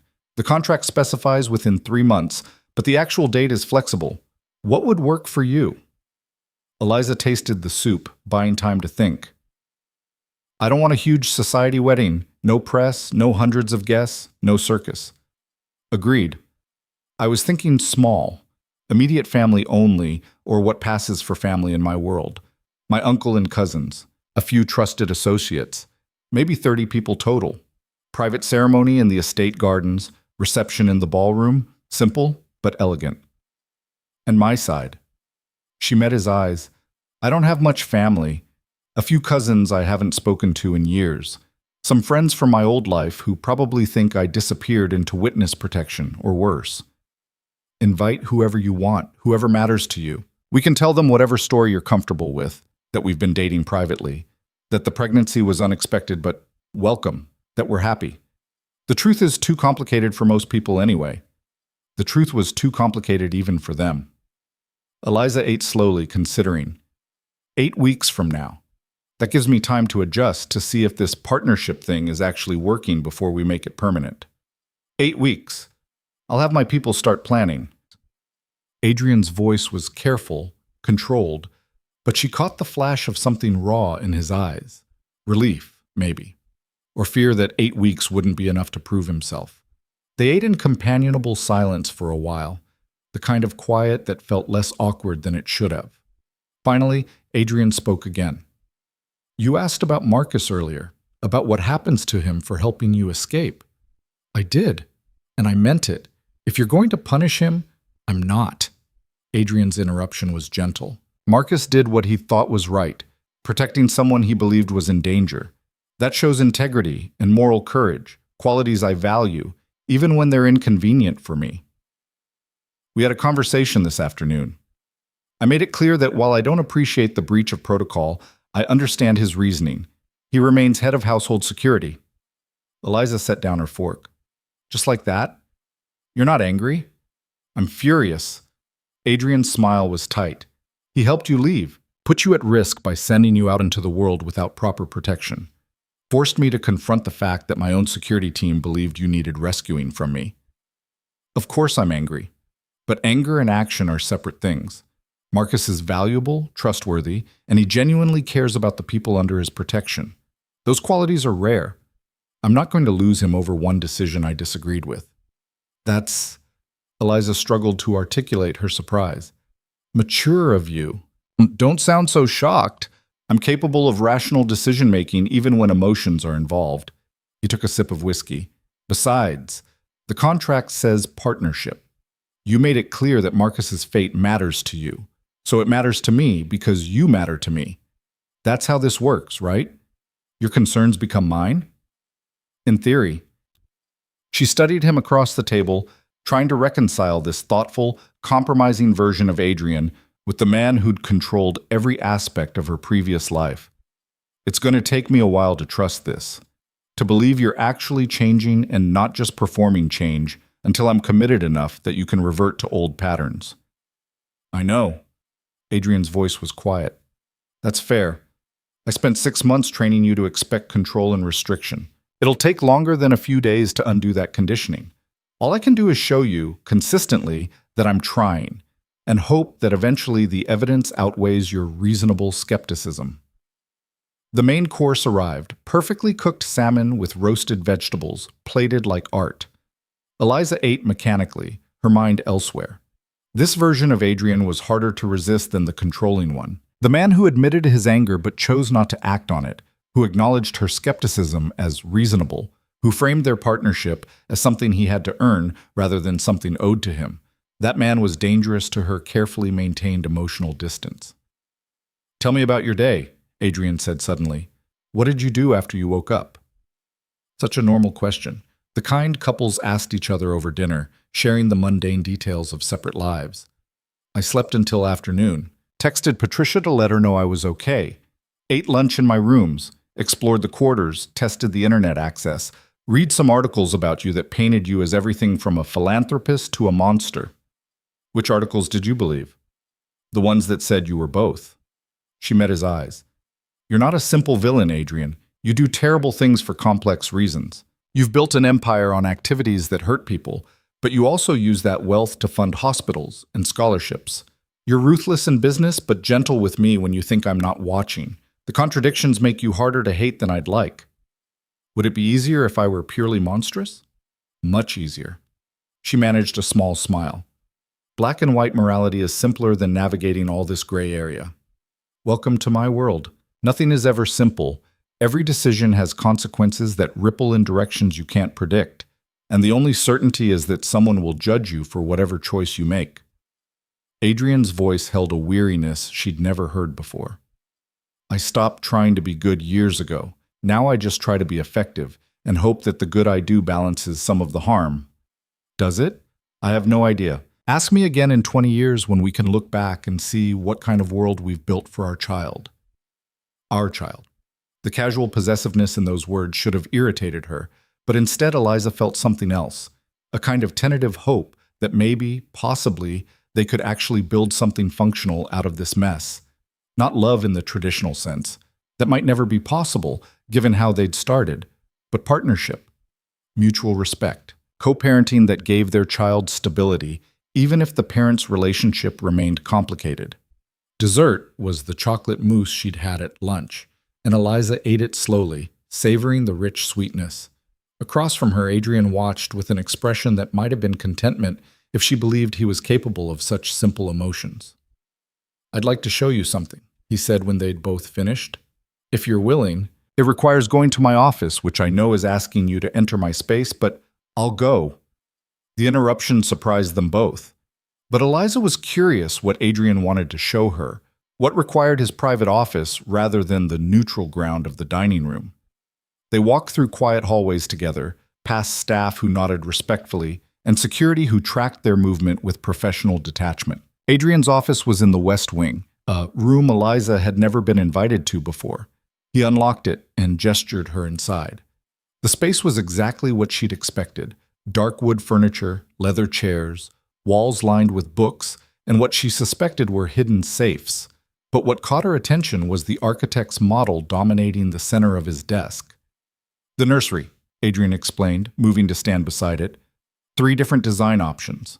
I wanted your input before we proceeded with any of them." The models were exquisite, each showing a different vision of their child's future room. One was traditional: white furniture, soft colors, classic decorations.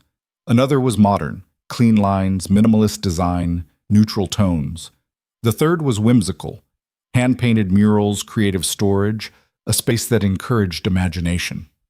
"I don't know anything about babies," Eliza admitted, studying the models. "Which one is best?"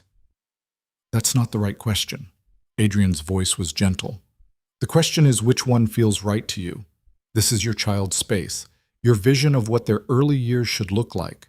I can provide resources and implementation, but the direction needs to come from you." The trust implicit in that statement was staggering. He was giving her control over something that mattered, letting her shape their child's environment without his input. It was a small thing in the grand scheme of their complicated relationship, but it felt like another brick in the foundation of actual partnership. "The whimsical one," she said finally. "I want our baby to grow up with color and creativity, to see their room as a place of joy, not just expensive furniture. Is that okay?" "More than okay." Adrian's smile was genuine. "I'll have the designers start tomorrow. And Eliza, you can change your mind at any point. This isn't a binding decision. If you see something you don't like as it comes together, we adjust. This is a collaboration."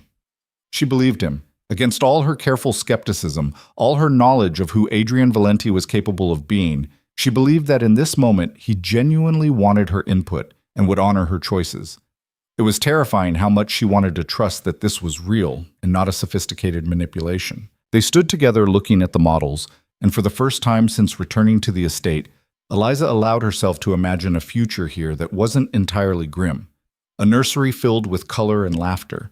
A child who grew up knowing both parents, who benefited from Adrian's resources without being crushed by his expectations. A partnership that evolved from contractual obligation into something approaching genuine connection. It was a fragile hope, easily shattered, but it was hope nonetheless. And after weeks of running and fear and the grinding exhaustion of trying to survive alone, hope felt like oxygen after drowning. "Thank you," she said quietly, "for trying. For all of this. I know it's not easy for you to give up control. Nothing worth having is easy." Adrian's hand found hers, his fingers intertwining with hers in a gesture that was becoming familiar. "But you're worth the difficulty. This," he gestured at the space between them, the tentative connection they were building, "is worth learning to be different." They stood like that for a long moment, hands linked, studying the tiny models that represented hope for a future neither of them could quite envision yet. Outside the office windows, darkness had fully claimed the estate grounds, transforming the gardens into shadows and dim security lights. Tomorrow would bring new challenges, new tests of whether Adrian could truly sustain this version of himself, or if old patterns would reassert themselves. But tonight, in the quiet of his office with architectural dreams spread before them, it was enough to simply stand together and imagine possibilities.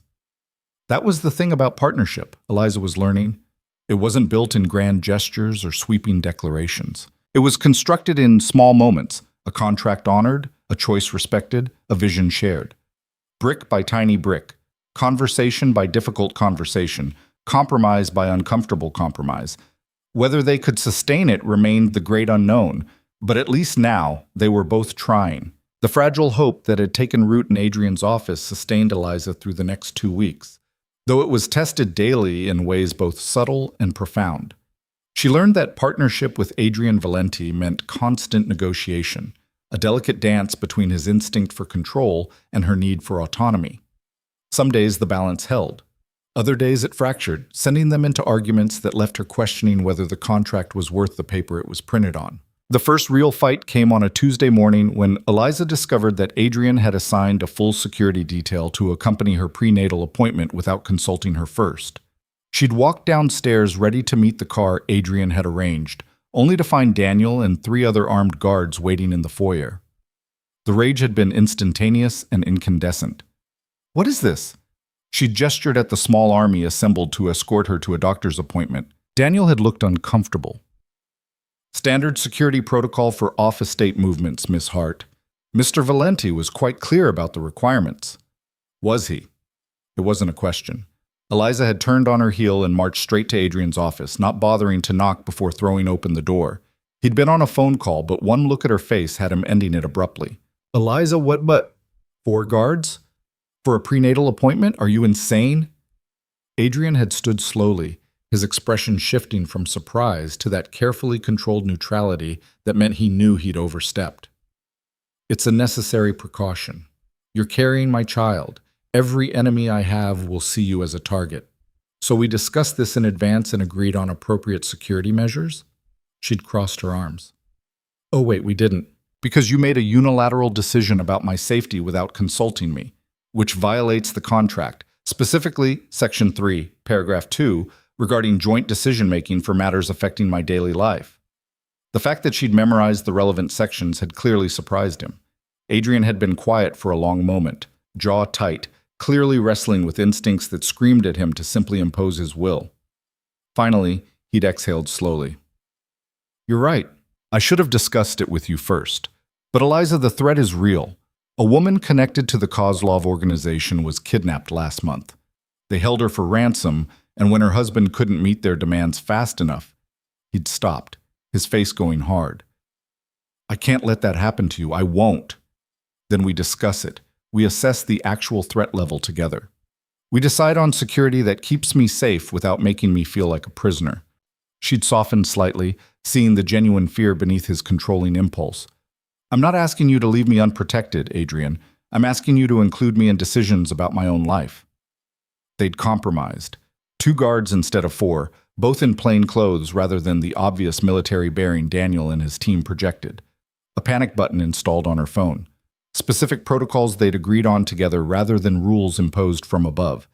It had been exhausting. But it had also been partnership in action, conflict, negotiation, compromise.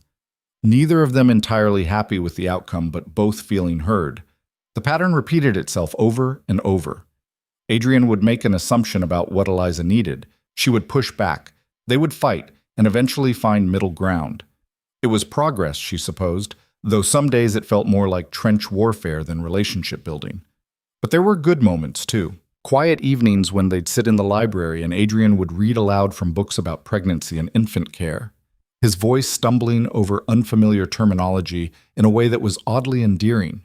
Mornings when she'd wake to find he'd already arranged her favorite breakfast, not because he was controlling her diet, but because he'd noticed she was struggling with morning sickness and wanted to help. The nursery construction became a touchstone for their evolving dynamic. True to his word, Adrian gave Eliza complete creative control while providing unlimited resources to implement her vision. She'd worked with the designers daily, choosing paint colors and furniture, debating the merits of different cribs and changing tables. Adrian would appear occasionally to check progress, but he never overruled her choices or imposed his preferences. It's perfect, he'd said one afternoon, standing in the nearly complete space. The walls were painted in soft sage green with hand-painted white clouds. A reading nook nestled by the window, filled with books for every age. The crib was elegant but sturdy, surrounded by whimsical artwork that depicted forests and friendly animals. You think so? Eliza had touched the mobile hanging above the crib, hand-carved wooden birds that spun gently in the air currents. It's not too much? It's exactly right. A space for our child to feel safe and loved and free to imagine. He'd move closer, placing his hand over hers on the mobile. You're going to be an incredible mother. The certainty in his voice had made her throat tight. You don't know that. I don't know the first thing about raising a child. Neither do I. But I know you. I've watched you care about people, Patricia at the cafe, the other waitresses at Romano's, even Marcus, despite the professional boundaries. You have a capacity for nurturing that I've never possessed. Our child is lucky to have you. It was moments like that, genuine, vulnerable, stripped of Adrian's usual armor, that made Eliza question her own emotional defenses. She'd spent weeks telling herself this was a practical arrangement, a partnership built on contract rather than feeling. But the truth was more complicated. She was starting to care about Adrian in ways that went beyond co-parenting necessity. Starting to see the man he might have been if he'd been born into different circumstances, the version of himself he was trying to become for her and their child. It was terrifying. The wedding planning forced them into even closer collaboration. True to their agreement, they kept it small, just 30 guests in the estate gardens on a Saturday afternoon 6 weeks after Eliza's return. She'd chosen a simple dress, elegant ivory silk that accommodated her growing belly without advertising the pregnancy. No veil, no train, nothing that screamed traditional bride, just her, a dress, and the sapphire engagement ring that had started to feel natural on her finger. The night before the wedding, Eliza stood at the window of her private quarters, watching security lights patrol the grounds. Tomorrow she would marry Adrian Valenti, legally bind herself to a man who'd been both her captor and her lover, who represented everything dangerous and everything she'd somehow come to need. A knock at the door interrupted her spiraling thoughts. She opened it to find not Adrian, they'd agreed to spend the night apart, one small nod to tradition, but Marcus, holding a small envelope. This arrived for you, Miss Hart. Courier delivered it to the gate with specific instructions it was for your eyes only. Eliza took the envelope with trembling fingers. Her name was written in handwriting she didn't recognize, no return address, just her name and the estate's address. Inside was a single photograph and a note written in block letters. He'll never change. Ask him about Elena Rostova. Save yourself while you still can. The photograph showed Adrian, younger, maybe 5 years ago, standing with a beautiful dark-haired woman. They were laughing together, his arm around her waist, both looking genuinely happy. On the back, someone had written, Elena Rostova, missing since 2021, last seen entering the Valenti estate. Eliza's blood turned to ice. Elena Rostova, missing since 2021, last seen with Adrian. Miss Hart? Marcus's voice seemed to come from very far away. Are you all right? You've gone pale. Who delivered this? She forced the words through numb lips. Anonymous courier service. Young kid on a bike, paid cash, gave no name. I can try to track. No. Eliza closed the envelope quickly. It's nothing. Just a friend sending congratulations. Thank you, Marcus. He didn't believe her. She could see the concern in his eyes. But he nodded and left. Alone again, Eliza stared at the photograph, her mind racing. Who was Elena Rostova? What had happened to her? And why was someone warning Eliza about her the night before the wedding? She could confront Adrian directly, demand answers. But what if the answers confirmed her worst fears? What if the man she was preparing to marry tomorrow had actually harmed this woman? What if all his promises of change were just sophisticated manipulation? Or this could be a manipulation itself. Someone trying to sabotage the wedding, plant doubt, destroy the fragile trust she and Adrian had been building. His enemies would certainly have motivation to prevent their marriage, to eliminate any potential heirs or alliances. Eliza paced her rooms for hours, the photograph burning in her hands, trying to decide what to do. By 3 a.m, she'd made her choice. She would ask Adrian about Elena Rostova. Not tomorrow, not during the wedding, but soon. And his answer would determine whether this partnership had any real foundation or if she was building her future on lies. The wedding day dawned clear and beautiful, as if someone had ordered perfect weather from a catalog. Eliza dressed mechanically, letting the stylist Adrian had hired arrange her hair and apply minimal makeup. In the mirror, she looked like a bride, polished, elegant, appropriately radiant. But inside, questions about Elena Rostova gnawed at her composure. Maria appeared as the stylist finished, carrying something wrapped in tissue paper. Mr. Valenti asked me to give you this. He said it belonged to his mother. Inside the tissue was a delicate pearl necklace, clearly vintage, beautiful in its simplicity. A note in Adrian's handwriting accompanied it. My mother wore this on her wedding day. She would have liked you. Would have approved of someone willing to challenge me rather than simply submit. Wear it if you want. Leave it if you don't. Today is about us choosing each other, freely and honestly. The note made her eyes burn with tears she refused to shed. Freely and honestly. But how could anything be honest when she was hiding a photograph, and he might be hiding a missing woman? Still, she put on the necklace. Whatever else was true, she was walking into this with open eyes, and she would get answers. The ceremony took place in the Rose Garden exactly as planned. 30 guests, Adrian's uncle Vincent, various cousins and business associates, Marcus and Daniel representing the security team, Maria and key staff members. On Eliza's side, Patricia had flown in from Toronto, along with 2 former co-workers from Romano's who'd been shocked and delighted to discover she was alive and getting married. Adrian stood at the makeshift altar in a perfectly tailored suit, looking impossibly handsome and dangerously powerful. When Eliza walked toward him, his expression transformed, all his careful control dropping away to reveal something raw and real. Hope. Fear. A vulnerability she'd never seen him show in public. The officiant kept it brief. No lengthy speeches about love conquering all or 2 souls becoming one. Just the essential words, the binding promises, the exchange of rings. When Adrian slid the wedding band onto her finger, white gold to match the sapphire engagement ring, his hands shook slightly. I promise to try, he said quietly, off script, meant only for her ears. Every day, to be the partner you deserve instead of the jailer I was. I promise to stay, Eliza replied, equally quiet. To fight for this instead of running. To believe that people can change if they want it badly enough. You may kiss the bride. Adrian's kiss was gentle, reverent, nothing like the passionate claims she'd experienced before. This was a promise made physical. I see you, I choose you, I will try to be worthy of you. The reception was elegant and subdued, more dinner party than wild celebration. Eliza moved through it in a daze, accepting congratulations, making small talk with Adrian's relatives who studied her with frank curiosity. She was the woman who'd tamed Adrian Valenti, they said, the one who'd made him sign a contract limiting his own power. They didn't know whether to admire her courage or pity her naivety. Patricia cornered her during dinner, pulling her aside with the fierce protectiveness of a mother bear.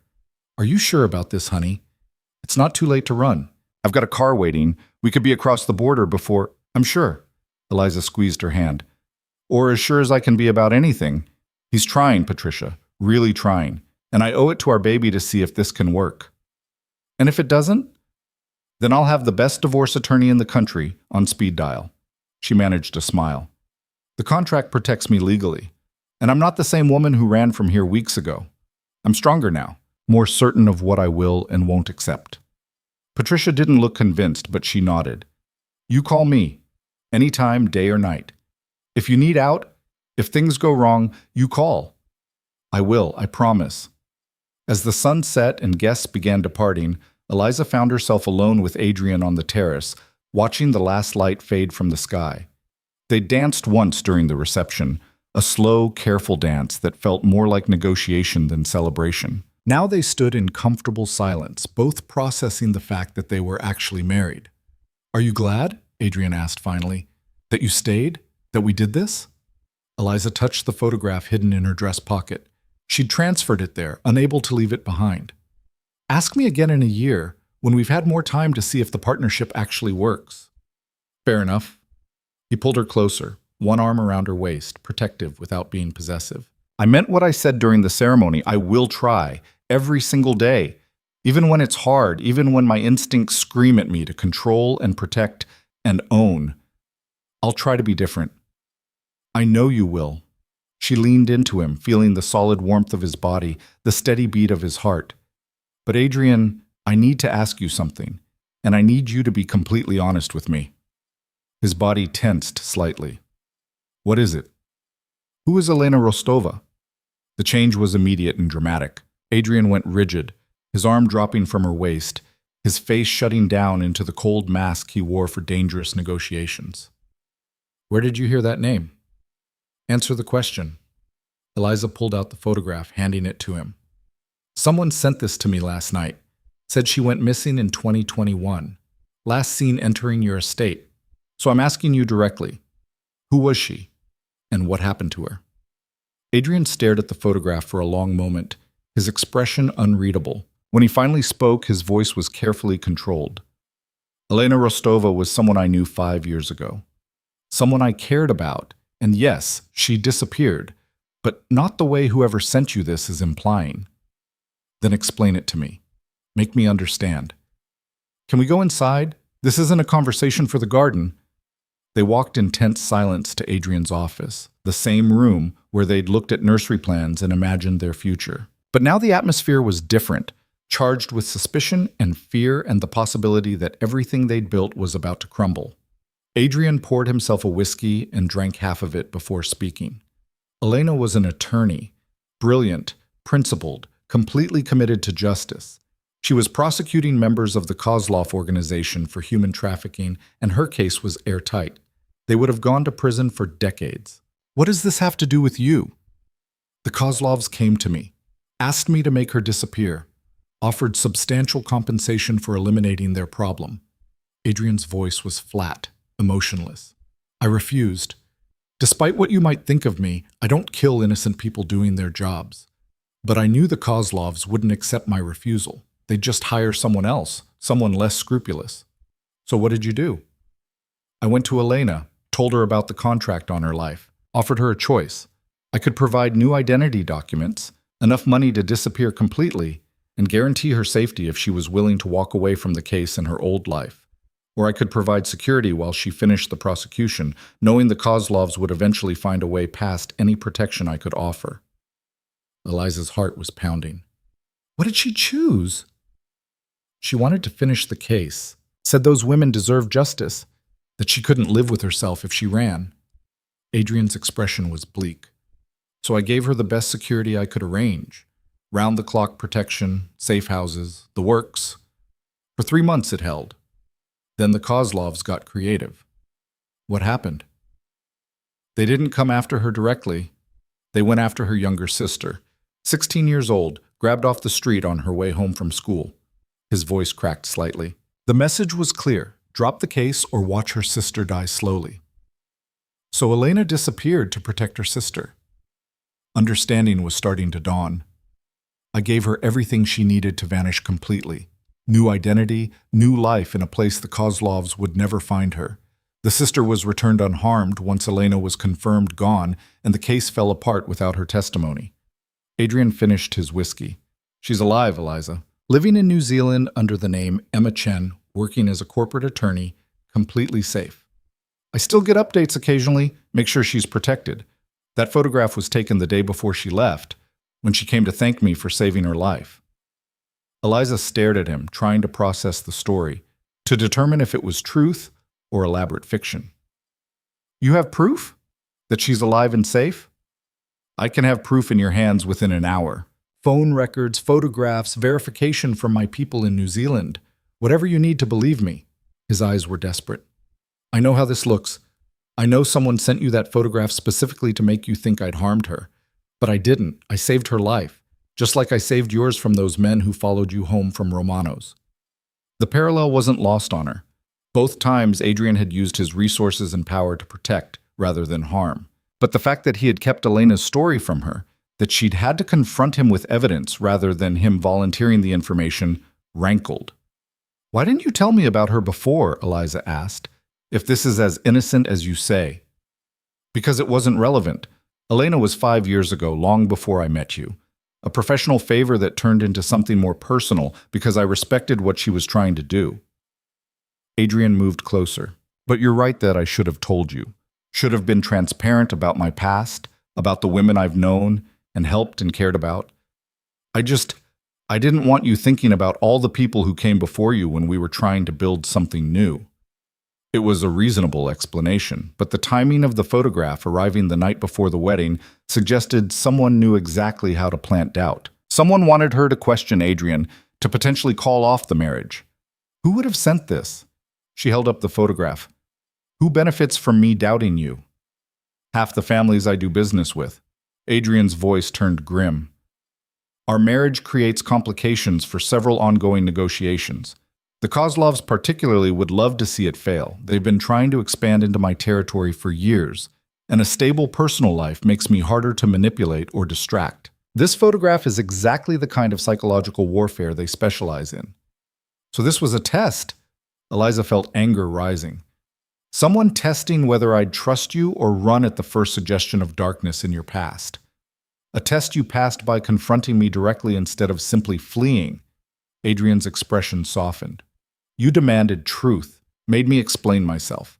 Exactly what a real partner would do instead of a captive too afraid to question. He was right. The old Eliza, the one who'd lived at the estate before, would never have dared confront Adrian about something like this. She would have either run or swallowed her suspicions silently. But the woman she'd become, the one who'd survived Toronto, negotiated a contract and insisted on partnership, that woman demanded answers. I want that proof, she said firmly. The verification that Elena Rostova is alive and well in New Zealand. Not because I don't believe you, but because trust requires evidence, especially when someone's actively trying to undermine it. You'll have it within the hour.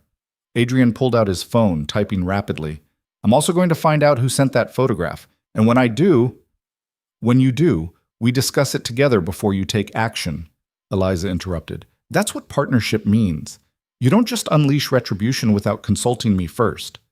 His jaw tightened, but he nodded. Agreed, we discuss it together. Decide together how to respond. An hour later, sitting in Adrian's office with a laptop open between them, Eliza watched video footage of a woman who was unmistakably Elena Rostova walking into a law office in Auckland. The timestamp was from 2 weeks ago. Adrian's contact in New Zealand had also provided phone records showing regular contact between Elena and a secured number that Adrian confirmed was his emergency line for protected persons. She's alive. Eliza felt the knot in her chest finally loosen. You really did save her. I told you I don't kill innocent people. Adrian's voice was quiet. I've done terrible things, Eliza. I won't lie about that. But protecting people who deserve protection, using my power for something other than personal gain, that's the line I've tried to maintain. It's not much of a moral high ground, but it's something. She studied him in the lamplight, this complicated man who'd become her husband. He was right that his moral high ground was questionable at best. But the fact that he had lines at all, that he'd risked significant business complications to save Elena Rostova's life, suggested he wasn't the pure monster someone wanted her to believe he was. "Thank you for telling me the truth," she said finally, "and for providing proof. That matters. Partnership requires honesty, even when the truth is complicated." Adrian closed the laptop. "Is there anything else you want to know? About my past, about the people I've known, about decisions I've made? Ask now, Eliza. Let's get everything out in the open." It was a genuine offer. She could tell.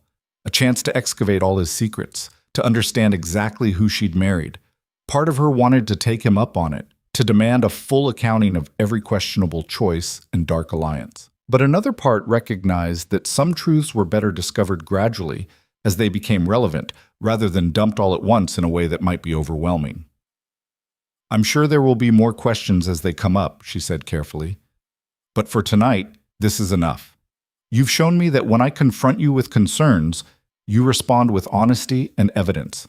That's what I need to know right now." Adrian's relief was palpable. "Then can we go back to being newlyweds? At least for the rest of tonight? Tomorrow we can return to navigating all the complications, but tonight we can just be us." Eliza stood, offering her hand. "Come on. It's our wedding night. We should at least pretend to enjoy it." His laugh was surprised and genuine. "Pretend? Well, I'm 4 months pregnant, exhausted from the wedding, and I just spent 2 hours thinking you might be a murderer. So yes, we might have to pretend a little." "Fair enough." But when Adrian took her hand and pulled her close, when he kissed her with a gentleness that acknowledged everything they'd been through and everything they were trying to build, there was no pretending necessary. They were partners now, legally bound, emotionally complicated, and committed to figuring out how to make this impossible thing work. It wasn't the fairy tale wedding night most brides dreamed of, but it was real and honest, and somehow that mattered more than any fantasy. Later, lying beside Adrian in the darkness of his bedroom, she'd agreed to spend their wedding night together, a concession to tradition and genuine desire. Eliza felt the baby move for the first time, a tiny flutter, barely perceptible but unmistakably there. "Adrian!" She grabbed his hand, pressing it to her stomach. "Did you feel that?" He went still, concentrating. Then his eyes widened as the movement came again. "Is that the baby?" First time I felt actual movement. The expression on Adrian's face was something she'd never seen before. Pure wonder, stripped of all his usual control and calculation. Our child. Actually real. Actually alive in there. Very real. Very alive. And very likely to make our lives infinitely more complicated than they already are. "I can't wait." Adrian's voice was thick with emotion. "I know that's insane given everything we're still figuring out, but I genuinely can't wait to meet this person, to see what combination of you and me they turn out to be." Eliza thought about the contract clause they'd negotiated, the promise that their child would have freedom to choose their own path. They're going to be so loved. Whatever else happens, whatever complications we face, they'll be loved. Loved and protected and free to become whoever they want to be. Adrian's hand remained on her stomach, feeling for more movement. That's the promise. To them and to you. As sleep finally claimed her, Eliza's last conscious thought was that partnership was messy and difficult and required constant vigilance. But lying there with Adrian's hand on her growing belly, feeling their child move between them, she thought maybe it was also worth every complicated moment. The photograph of Elena Rostova remained in her nightstand drawer, not forgotten, but filed away as evidence that when tested, Adrian had chosen truth over evasion. It was a small thing, but small things accumulated into foundations, and foundations supported everything that came after. Tomorrow would bring new tests, new chances for Adrian to prove himself or revert to old patterns. New opportunities for her to choose trust or retreat into protective skepticism. But tonight, they'd passed one test together, and that was enough to build on. The foundation they'd built on their wedding night would be tested sooner than either of them expected. 3 weeks later, On a Thursday morning, when Eliza was 20 weeks pregnant and finally starting to believe the partnership might actually survive, everything nearly fell apart. She woke to find Adrian's side of the bed empty and cold. Not unusual. He often rose early for business calls with contacts in different time zones, but something felt wrong. The air in the bedroom carried a tension she'd learned to recognize, the electric charge that preceded violence in Adrian's world. Eliza dressed quickly and found Marcus waiting outside her door, his expression grim. "Miss Hart, Mrs. Valenti. Mr. Valenti asked me to inform you that there's been a situation. He's handling it, and you're to remain in your quarters until further notice." The old commands, issued without consultation. Eliza felt her spine stiffen. What kind of situation? "I'm not at liberty to say, but he was very clear that your safety requires—" "Where is he, Marcus?" The security chief hesitated, clearly torn between orders and the partnership contract he knew existed. "The West Wing conference room. But Mrs. Valenti, he specifically said, 'I'm going to see my husband. You can either escort me or follow me, but I'm going.'" She moved past him before he could object further. The West Wing conference room was one Eliza had never entered before, deep in the parts of the estate where Adrian conducted his actual business rather than the sanitized version he'd tried to keep her separate from. 2 guards stood outside the door, and she could hear raised voices from within, Adrian's controlled fury and another man's desperate pleading. "Let me through," she told the guards. They exchanged uncertain glances. "Ma'am, Mr. Valenti gave strict orders. I'm his wife. I outrank his orders." It was a gamble, testing whether the contract actually gave her authority or if Adrian's word still superseded everything. "Open the door." After a moment's hesitation, they did. The scene inside stopped Eliza cold. Adrian stood over a man bound to a chair, blood trickling from the captive's split lip. Daniel and 2 other security team members flanked the prisoner, their expressions professionally blank. The walls were covered with photographs and documents, surveillance images, financial records, and what looked like intercepted communications. Adrian turned when the door opened, his face transitioning rapidly from cold fury to shock to something that might have been fear. "Eliza, you shouldn't be here." Marcus said there was a situation. She kept her voice steady despite the racing of her heart. "What's going on?" The man in the chair looked up, and Eliza recognized him with a jolt.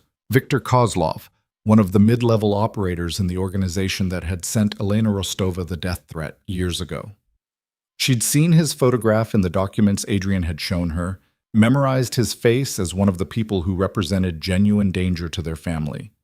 "We caught him on the grounds," Adrian said, his voice carefully controlled. "He breached security at 3 this morning, had a weapon, surveillance equipment, and this." He held up a small vial filled with clear liquid, enough poison to contaminate the entire water supply. "Targeting you specifically, your private quarters, the nursery plumbing. He was going to kill you and our child slowly, make it look like pregnancy complications." The room tilted. Eliza grabbed the doorframe for support, her free hand instinctively moving to her stomach. "He was going to poison me?" "The Kozlovs have been trying to undermine me for months. First the photograph of Elena, trying to destroy our marriage before it solidified. When that failed, they escalated." Adrian's voice was ice. "Victor here was quite informative once we explained his options. The plan was to eliminate you and the baby, destabilize me emotionally, create an opening for them to move on my territory while I was grieving and distracted." Victor spat blood onto the floor. "You think you're untouchable, Valenti? You think marrying some waitress and playing house makes you something other than what you are? You're a monster, and eventually someone will put you down like—" Adrian's fist connected with Victor's jaw before he could finish the sentence. The sound of impact was sickening. "You came onto my property, threatened my wife, plotted to murder my unborn child. And you think you have standing to lecture me about morality?" "Adrian." Eliza's voice cut through the violence. "Stop!" He froze, fist raised for another blow, every muscle in his body coiled with rage. For a long moment he didn't move. Then slowly, with a visible effort, he lowered his hand and stepped back from the prisoner. "Everyone out," Eliza said quietly. "Except Adrian and Victor. Now." Daniel looked at Adrian, clearly seeking confirmation. Adrian nodded sharply and the security team filed out. Marcus was the last to leave, his expression troubled as he closed the door behind him. Alone with the two men, Eliza moved closer to Victor, studying him. He was younger than she'd expected, maybe 30, with the desperate eyes of someone who'd already accepted he was going to die. What were they offering you, the Kozlovs? What was worth risking your life to come here? Victor laughed bitterly. You think I had a choice? My sister owes them money, gambling debts she can't pay. They said if I did this job, her debt would be cleared and she'd be safe. If I refused, they'd make her disappear. The parallel to Elena Rostova's story was impossible to miss. Eliza glanced at Adrian, saw the same recognition in his eyes. Your sister. What's her name? Anya. She's 19. Stupid kid got in over her head at one of their casinos, and now... His voice cracked. Now she's going to die because I failed. They'll kill her for my failure, and then they'll kill me anyway. So go ahead, Valenti. Do whatever you're planning. I'm already dead. Adrian's expression was unreadable. You came here to murder my wife and child. Why should I care about your sister? You shouldn't. Victor met his eyes without flinching. But your wife asked, so I answered. Do what you want with the information. Eliza moved between Adrian and the prisoner, a physical barrier that forced Adrian to look at her. We have a choice here. We can do what Victor expects, what the Kozlovs expect, and kill him. Make him disappear, send a message written in blood. That's the old way. The way this world has always operated. He tried to poison you, Adrian said, his voice tight with barely controlled rage. Came into our home with the explicit intention of murdering you and our baby. The only acceptable response is what? More violence? More death? Perpetuating the exact cycle that makes our world so dangerous that we have to live behind gates and security systems. She placed her hand over her stomach, feeling the baby move beneath her palm. I don't want our child growing up in a world where the only solution to threats is elimination, where every problem is solved with violence. What are you suggesting? Adrian's voice was dangerous now, the control slipping. That we just let him go? Forgive attempted murder and hope the Kozlovs don't send someone else? I'm suggesting we be smarter than they expect. Eliza turned back to Victor. Your sister, where is she now? Safe house in Queens. They're keeping her there until I report back with confirmation. And the debt amount? 200,000. Victor's laugh was hollow. Might as well be 2 million. I could never... Adrian can. Eliza looked at her husband. $200,000 is nothing to you. Less than you spent on our wedding. We pay off her debt, extract her from Kozlov territory, set her up somewhere safe with a new identity. Same thing you did for Elena Rostova. Adrian stared at her like she'd lost her mind. You want me to save the sister of the man who came here to kill you? I want you to break the cycle. Her voice was firm. Victor was put in an impossible situation. Let his sister die or try to save her by doing something terrible. The Kozlovs weaponized his love for family. We can weaponize it differently. Show him there's another way. The other way gets us killed, Adrian said flatly. Show mercy to our enemies and we look weak. Looking weak invites more attacks. This is how my world works, Eliza. I thought you understood that. I understand it. I'm asking you to change it. She moved closer, placing her hand on his chest, feeling his heart racing beneath her palm. You promised to try to be different, to be the partner I need instead of the jailer you were. This is part of that, choosing a response that doesn't just perpetuate violence. And what about justice? What about consequences for trying to murder my family? The consequence is that he failed, and now he lives knowing he owes us his sister's life. Eliza looked back at Victor. You work for us now, not the Kozlovs. You provide information about their operations, their plans, their weaknesses. In exchange, we protect your sister and give you both a chance at a different life. Betray us, and the protection ends, but honor the agreement, and you're both safe. Victor was staring at her with something like awe. You're serious. You'd actually do this. My wife is serious, Adrian said, his voice still tight with anger, but something else creeping in. Consideration. Whether I agree to it is another question entirely. Eliza turned back to him, and this time she let him see everything she was feeling, the fear of what Victor had planned, the fury at the Kozlovs for targeting their baby, but also the desperate hope that they could be different from every other powerful family in this world. I'm not asking you to show mercy because I'm naive about the dangers. I'm asking because I want our child to inherit something better than endless cycles of violence. Because if we can turn an enemy into an asset, if we can save an innocent girl in the process, that's power too. Different power than what you're used to, but maybe more effective in the long run. The silence stretched between them, heavy with the weight of the decision. Finally, Adrian exhaled slowly and pulled out his phone. Daniel, get me everything on Anya Kozlov, current location, debt details, security around her, and contact our financial team. I need $200,000 in cash ready for transfer within the hour. Victor's face went slack with shock. You're actually... Don't mistake this for kindness, Adrian cut him off, his voice cold. My wife is offering you a chance I would never give on my own. You betray us, you lie to us, you give the Kozlovs any information about our operations or my family, and your sister dies first, slowly, while you watch. Then you die. Do you understand? I understand. Victor's voice was rough. You have my word. Whatever you need, whatever information you want, it's yours. Get him cleaned up, Adrian told the guards who appeared at his summons. Medical attention for the injuries, then secure holding until we've verified the sister's location and completed the extraction. He doesn't leave the estate grounds until I'm satisfied this isn't an elaborate trick. Once they were alone, Adrian turned to Eliza with an expression she couldn't quite read. You realize what you just did? You backed me into a corner in front of an enemy, forced me to show mercy I didn't want to show, undermined my authority in my own home. I know. She held her ground, and I realize that if this partnership is going to work, if I'm going to be an actual partner rather than a decorative wife, sometimes I need to challenge you publicly, make you consider options you wouldn't choose on your own. Did I overstep? Completely. But his voice had lost its edge. You undermined me, contradicted my instincts, and forced a decision I'm still not entirely comfortable with. So we're fighting about this? We should be. Adrian moved closer, and she braced for anger. Instead, he pulled her into his arms, holding her tight enough that she could feel him shaking. But the truth is, you might be right.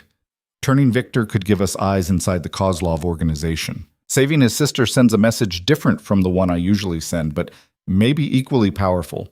And most importantly, he pulled back to look at her face. You were willing to stand between me and someone who tried to kill you, to advocate for mercy when you had every right to demand vengeance. That takes a kind of strength I've never possessed. So you're not angry? I'm furious and impressed in equal measure. His smile was strained, which I suppose is the definition of partnership. You push me to be better, I resist because it goes against every instinct, and eventually we find something in the middle that neither of us would have reached alone. The baby kicked hard enough that Adrian felt it through her clothes. He placed his hand over the spot, and Eliza covered his hand with hers. Our child is going to grow up seeing this, she said softly. Seeing us navigate impossible choices, make mistakes, try to be better than our circumstances. That's the inheritance I want to give them. Not money or power, but the knowledge that change is possible if you're willing to fight for it. You're idealistic in ways that terrify me, Adrian said, but also in ways that make me want to be the man you seem to think I can become. Over the next 72 hours, Adrian's team executed the extraction of Anya Kozlov with military precision. The young woman was transported to the estate in the dead of night, terrified and confused, expecting torture or death. Instead, she found herself in comfortable guest quarters with her debt paperwork marked paid in full, Ootit Messel, and her brother very much alive. Eliza met with her privately, woman to woman, explaining the new arrangement without sugarcoating the dangers. Your brother tried to kill me and my baby. By every law of Adrian's world, you should both be dead. But we're offering something different. New identities, relocation assistance, protection from the Kozlovs. In exchange, Victor provides information and you both stay loyal to us. Can you live with that? Anya, 19 and exhausted from terror, had simply nodded. Why? Why save us when we don't deserve it? Because cycles have to break somewhere. And I'd rather my child grow up knowing their parents chose mercy when they could have chosen vengeance. Eliza had touched her stomach. Plus, your brother was in an impossible situation. The Kozlovs made him choose between you and us. We're making it possible for him to choose differently. 2 weeks later, Victor provided intelligence that allowed Adrian to preemptively shut down a major Kozlov operation. The resulting blow to their organization was substantial, far more effective than simply killing one operative would have been. Adrian's associates began whispering about the new strategy, mercy as a weapon, conversion rather than elimination. Not everyone approved. Adrian's uncle Vincent cornered them at a family dinner, his expression troubled. "You're going soft, nephew. Showing mercy to people who tried to kill your wife? That's not how this business works. Word gets out, and every two-bit operator will think you're an easy target." Adrian's response was calm, but firm. "Word gets out that I turned an enemy asset into my own intelligence source, and people think twice before coming at my family." Viktor Kozlov knows more about his former employers than most of their actual leadership. He's already provided information that hurt them far worse than his death would have. So tell me, Uncle, which approach actually demonstrates strength? The predictable violence or the strategic conversion? Vincent had no answer for that. The pregnancy progressed without further incident. Eliza's belly grew round and prominent, the baby increasingly active. She and Adrian attended every prenatal appointment together, watching ultrasound images that showed their child developing from abstract shapes into a recognizable human being. When they learned they were having a daughter, Adrian had gone very quiet. "Are you disappointed?" Eliza had asked. "That it's not a son, not an heir in the traditional sense?" "I'm terrified," he'd admitted. "A daughter means teaching her to be strong in a world that will try to undermine her at every turn. Means protecting her without suffocating her the way I tried to protect you. Means raising someone who can navigate my world without becoming a victim of it. We'll figure it out together." Eliza had squeezed his hand. "Same way we figured out everything else. One impossible day at a time." They named her Sophia Grace Valenti. She arrived 3 weeks early on a cold November morning, small but healthy, with Adrian's dark hair and Eliza's determined expression. The delivery was complicated, 36 hours of labor that left Eliza exhausted and Adrian more terrified than she'd ever seen him. But when the doctor finally placed Sophia in her arms, everything else fell away. "She's perfect," Eliza whispered, studying the tiny face, the miniature fingers that gripped her thumb with surprising strength. Adrian sat beside them on the hospital bed, one arm around Eliza, the other hand gently touching Sophia's impossibly soft cheek. "She's everything. Our whole world in one 7-pound package." The first weeks of Sophia's life were a blur of sleepless nights and steep learning curves. Adrian proved to be a surprisingly hands-on father, changing diapers and walking the nursery floor at 3 in the morning when Sophia refused to sleep. Eliza would wake to find him holding their daughter against his chest, talking to her in quiet tones about everything and nothing. "I'm going to do better than my father did," he told Sophia one night, not realizing Eliza was awake and listening. "He taught me that power was everything, that showing weakness was unforgivable, that the only way to survive was to control everything and everyone. But your mother is teaching me something different, that strength can look like mercy, that control isn't the same as connection, that sometimes the bravest thing is letting go." Eliza's heart had ached with the tenderness in his voice. This was the Adrian she'd glimpsed during their first dinners together, the one who'd been buried under years of survival instincts and learned cruelty. Fatherhood was excavating that man, bringing him back to the surface. The partnership continued to evolve. They fought regularly about security protocols, about how to handle business complications, about the balance between Sophia's needs and the demands of Adrian's organization. But they also learned to navigate those fights more productively, to hear each other's concerns and find compromises that honored both perspectives. When Sophia was 6 months old, Adrian made an announcement that shocked his entire organization. He was divesting from several of the more questionable ventures, the gambling operations that preyed on addiction, the lending practices that trapped people in debt, the protection rackets that were really just sophisticated extortion. Instead, he was investing in legitimate businesses, slowly transforming the Valenti empire into something that could survive scrutiny. "It's not altruism," he explained to his incredulous uncle. "It's strategy. The world is changing, law enforcement is getting smarter, public tolerance for organized crime is decreasing, and I have a daughter who deserves to inherit something she can be proud of. So we adapt. We evolve. We find ways to maintain power that don't require constant violence." The transformation wasn't instant or complete. Adrian was still involved in activities that existed in legal gray areas, still wielded power in ways that made Eliza uncomfortable. But the trajectory was clear. He was genuinely trying to build something different, to honor the promise he'd made that night in Toronto. On Sophia's first birthday, they held a small party in the estate gardens. Just family and close friends, none of the ostentatious display that Adrian's position might have demanded. Sophia, who'd just started taking her first wobbling steps, delighted in the attention and the cake that ended up mostly on her face. Patricia had flown in from Toronto, and she pulled Eliza aside during the celebration. "I need to admit something. When you went back to him, when you chose to try partnership instead of running, I thought you were making a terrible mistake. I thought he'd revert to his old patterns and you'd end up trapped again." "And now?" Eliza watched Adrian across the garden, holding Sophia while she grabbed for the balloons tied to his wrist. "Now I think I underestimated both of you. He's actually changing, and you're actually strong enough to keep pushing him to be better." Patricia's smile was warm. "I'm sorry I doubted you." "Don't apologize. You were being protective. And honestly, I wasn't sure it would work either." Eliza touched the sapphire ring on her finger, the symbol of promises made and mostly kept. "We still fight, still struggle with balance, but we're building something real. Imperfect, but real." That night, after the guests had left and Sophia was asleep in her nursery, Eliza and Adrian stood together on the terrace overlooking the gardens. The same spot where she'd confronted him about Elena Rostova, where so many difficult conversations had taken place. "Do you remember what you asked me on our wedding day?" Adrian said quietly. "You said to ask you again in a year if you were glad you stayed." "I remember.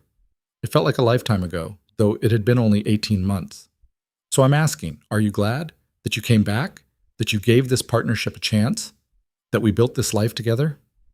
Eliza thought about the question carefully, refusing to give an easy answer. She thought about the fear of those first weeks back at the estate, the constant negotiation required to maintain boundaries, the fights about control and autonomy that still flared up regularly. But she also thought about watching Adrian become a father, about the way he'd genuinely transformed parts of his business to give Sophia a cleaner inheritance, about the partnership they'd forged through sheer stubborn determination. "I'm glad," she said finally. "Not because it's been easy or perfect, but because we're both trying. Every day, we're both choosing to try, and that's more than I thought possible when I signed that contract in Toronto." "I'm glad too." Adrian pulled her close, and she leaned into his warmth. "You've made me better than I would have been alone, given me reasons to evolve beyond what my world expected. Our daughter is going to grow up seeing a different kind of power than I inherited, one that includes mercy and strategic thinking alongside strength. She's also going to grow up with parents who fight about security protocols and appropriate responses to business threats," Eliza pointed out. "Let's not romanticize this too much. Fighting is part of partnership. Disagreement means both people have actual opinions worth defending." His hand found hers, their fingers interlacing in a gesture that had become natural over months of practice. "I'll take honest conflict over silent compliance any day." Inside the nursery, Sophia made a small sound, not quite crying, just letting them know she was awake. They moved together to check on her, finding their daughter standing in her crib, holding the bars for balance, her face lighting up when she saw them. "Mama," Sophia said clearly. Then, with equal enthusiasm, "Dada." Adrian lifted her out, settling her between them as they sat in the rocking chair Eliza had chosen months ago. Sophia curled against her father's chest, already drifting back toward sleep, secure in the knowledge that she was safe and loved. "This is what I was fighting for," Eliza said softly, watching her daughter's eyes flutter closed. "This exact moment. A family that's complicated and imperfect but genuine, where a child can grow up knowing both parents, seeing them navigate difficulties together, learning that love doesn't mean control." "She's going to have choices we never did," Adrian agreed. "When she's old enough, she'll know the truth about my business, about how we started, about everything. And then she gets to decide what kind of life she wants. That's the promise. Complete honesty and complete freedom to choose her own path." It was a revolutionary concept in Adrian's world, where children were groomed from birth to take over family operations. But it was also the foundation of the partnership they'd built: honesty, choice, the freedom to decide rather than having decisions imposed. The months continued to unfold in patterns of growth and challenge. Viktor Kozlov proved to be an invaluable asset, providing intelligence that allowed Adrian to stay 3 steps ahead of his competitors. The Kozlov organization itself began to crumble under the weight of strategic hits based on insider information, their power fragmenting without the dramatic warfare that would have resulted from Adrian's old approach. Other families in Adrian's world took notice of the new strategies. Some condemned them as weakness, others began quietly adopting similar approaches, recognizing that strategic conversion was often more effective than simple elimination. Adrian became known for a different kind of ruthlessness, one that was calculating rather than violent, that achieved dominance through intelligence and loyalty rather than fear alone. When Sofia turned 2, Adrian made his final major transformation. He announced that within 5 years, the Valenti organization would be completely legitimate. All questionable operations shut down or sold, all investments moved to legal enterprises. The family name associated with business acumen rather than organized crime. The decision cost him. Several key associates left, unwilling to abandon the old ways. His uncle Vincent publicly denounced the plan as betraying everything the Valenti family stood for. There were threats from rivals who saw the transition as an opportunity to strike while Adrian was vulnerable. But there were also unexpected allies, families who'd been looking for an exit strategy from increasingly dangerous operations. Young members of the organization who'd never wanted the violence but had felt trapped by family expectations. Even some law enforcement officials who quietly approved of Adrian's stated goals, even if they remained skeptical about his methods. Through it all, Eliza stood beside him, offering support and perspective in equal measure. When he was ready to abandon the whole plan after a particularly vicious criticism from old allies, she'd reminded him why it mattered. When he pushed too hard and alienated potential partners, she'd helped him find more diplomatic approaches. The partnership they'd negotiated in that Toronto hotel room had become the foundation for transforming an entire organization. On their 5th wedding anniversary, Adrian presented Eliza with a gift that made her cry. It was a legal document, official papers showing that the Valenti organization had achieved full legitimacy.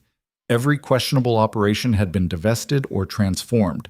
The family business now consisted of real estate development, technology investments, and a foundation dedicated to helping people escape situations like Elena Rostova's, like Victor and Anya's. "You did it," Eliza whispered, reading through the documentation.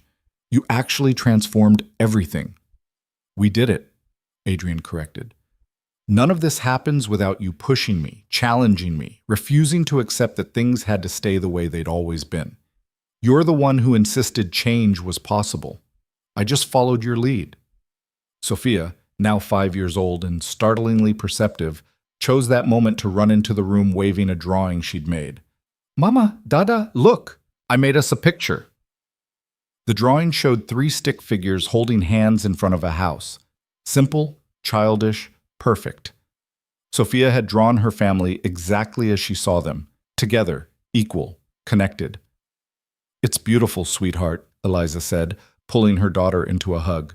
"Just like you." "Are you happy, Mama?" Sofia asked with the directness of childhood.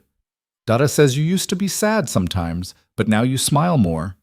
Eliza looked at Adrian over their daughter's head, seeing the man he'd become reflected in his eyes. Not perfect, he still struggled with control, still reverted to old patterns under stress, still made decisions that required negotiation and compromise, but genuinely transformed from the person who'd kept her prisoner 5 years ago. "I'm happy," she said honestly. "It took a lot of work to get here, and we still have to work every day to keep it. But yes, sweetheart, I'm happy." Sofia seemed satisfied with this answer and ran off to add more drawings to her collection.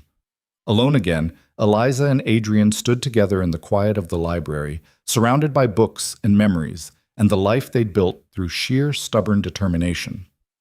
"I never thanked you," Adrian said suddenly, "for coming back that night in Toronto, for signing the contract and giving me a chance to prove I could change. You could have run forever, could have raised Sofia alone, could have chosen safety over the risk of trying to build something with me. But you didn't." "I came back because I wanted to believe people could change," Eliza replied. "And because our daughter deserved to know her father, but also—" She paused, searching for the right words. Also because even when you were at your worst, there was something in you that recognized your behavior was wrong. You prepared that contract before you even knew if I'd agree to return. That told me you understood partnership wasn't just a word, but a genuine commitment to being different. The contract saved us, Adrian acknowledged. Having it in writing, having specific terms we'd agreed to, it gave us both something concrete to reference when things got hard. Structure for the chaos of trying to transform a relationship built on such broken foundations. We should update it, Eliza suggested. Add new terms now that we've learned more about how partnership actually works in practice. Make it evolve the way we have. They spent the evening doing exactly that, sitting together at Adrian's desk, revising the contract that had governed their marriage for 5 years. They added clauses about co-parenting decisions for Sophia, removed restrictions that were no longer necessary as trust had grown, formalized the business partnership they'd developed as Eliza had become increasingly involved in the legitimate ventures Adrian was building. By the time they finished, the document had transformed from a defensive treaty designed to prevent Adrian's worst impulses into a genuine partnership agreement between equals. It acknowledged their different strengths and perspectives while committing both of them to continued growth and change. We should renew our vows, Adrian said suddenly. Not a big ceremony, just us and Sophia and whoever matters most, but a conscious recommitment to partnership, to the people we've become instead of the people we were. The idea resonated immediately. The Rose Garden again, where we first made these promises. But this time without all the fear and uncertainty, this time knowing exactly what we're committing to. They held the renewal ceremony 6 weeks later on a perfect spring morning. Sophia served as flower girl and ring bearer, taking her duties with intense 5-year-old seriousness. Patricia was there, along with Marcus and Daniel and Maria, and the handful of people who'd witnessed their evolution from captor and captive to genuine partners. The vows they spoke were nothing like the traditional words from their first wedding.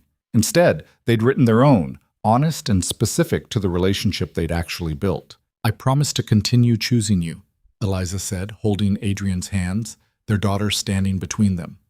Not because a contract requires it, or because circumstances trap me, but because the person you've become is someone I genuinely want to build a life with. I promise to keep challenging you, pushing you to be better, refusing to accept that change is impossible. And I promise to keep trusting you with the parts of myself I was afraid to share, knowing that partnership requires vulnerability from both of us. Adrian's voice was rough with emotion when he spoke. I promise to keep earning your trust every single day. To remember that partnership means consultation, not control. That protecting you doesn't mean imprisoning you. I promise to keep transforming not just my business, but myself, to be worthy of you and the daughter we're raising together. And I promise to never forget where we started, so I never take for granted how far we've come or how much work it takes to maintain what we've built. When they kissed, Sophia clapped enthusiastically, and the small gathering broke into applause. It was nothing like their first wedding. No elaborate ceremony, no society expectations, no performing for an audience. Just two people genuinely choosing each other after years of learning what that choice actually meant. The reception was casual and joyful, held in the same gardens where Eliza had once planned her escape. But now those gardens represented something different. Not a beautiful prison, but a home she'd chosen to build, a foundation for the family they were creating together. As the sun set and Sophia fell asleep in Adrian's arms, exhausted from excitement, Eliza looked around at the life they'd constructed. The estate that had once felt like a cage now held rooms full of genuine joy. Sophia's nursery with its whimsical decorations, the library where they spent quiet evenings reading together, the office where they collaborated on legitimate business ventures that were actually making positive differences. "What are you thinking?" Adrian asked, noticing her contemplative expression. "That we did it. Against all odds, despite starting from the worst possible foundation, we actually built something real." She touched his cheek, feeling the familiar warmth of his skin. "I ran from here 5 years ago, convinced that freedom and you were mutually exclusive, that I had to choose between safety and autonomy. But we found a third option, partnership that includes both. We created something neither of us could have built alone," Adrian agreed. "I'd still be the person I was, ruthless and isolated and surrounded by enemies, if you hadn't forced me to evolve. And you'd be struggling alone, working yourself to exhaustion. never knowing what we could become together if we were both willing to try. Sophia stirred in his arms, mumbling something about cake and balloons before settling back into sleep. They carried her inside together, Adrian laying their daughter gently in her bed while Eliza pulled the covers up and smoothed her hair. "She's going to have such different choices than we did," Eliza whispered, watching Sophia sleep. "She'll grow up seeing partnership modeled, seeing that people can change, seeing that power doesn't have to mean control or violence. Whatever she chooses to become, it'll be from genuine freedom rather than necessity or family expectation." "That's the greatest gift we can give her," Adrian agreed. "Not wealth or connections or protection, but the example of two people who refused to accept that they were trapped by their circumstances, who fought to build something better." They stood together in Sophia's doorway, watching their daughter sleep, both of them understanding that this was what they'd been fighting for all along. Not perfect love or fairy tale romance, but genuine partnership built through relentless effort. A family constructed from the most unlikely materials, strengthened by every challenge they'd navigated together. Years later, when Sophia was grown and making her own choices about what kind of life she wanted, she would tell the story of her parents not as a romance, but as a negotiation. Two people who'd started from the worst possible foundation, control and captivity, and built something extraordinary through sheer stubborn determination to be better than their circumstances required. But that night, standing in their daughter's room with the evidence of their transformed life all around them, Eliza and Adrian simply held each other and felt grateful. Grateful for the contract that had given them structure. Grateful for the conflicts that had forced them to actually communicate. Grateful for Sophia, who'd given them both motivation to become people worthy of raising her. Most of all, grateful for the choice they'd made over and over again, to try, to change, to build partnership from the rubble of captivity and control. It wasn't the ending either of them could have predicted 5 years ago when Eliza had fled through a stormy night or when Adrian had tracked her to Toronto. But it was the ending they'd earned through countless difficult conversations, painful compromises, and the daily decision to keep choosing each other despite how much easier it would have been to give up. As they finally left Sophia's room and returned to their own quarters, Eliza paused to look back at the estate sprawling around them. Every room held memories now, both painful and joyful, both challenging and triumphant. This was home. Not because Adrian had trapped her here, but because they'd built it together into something worth staying for. "No regrets?"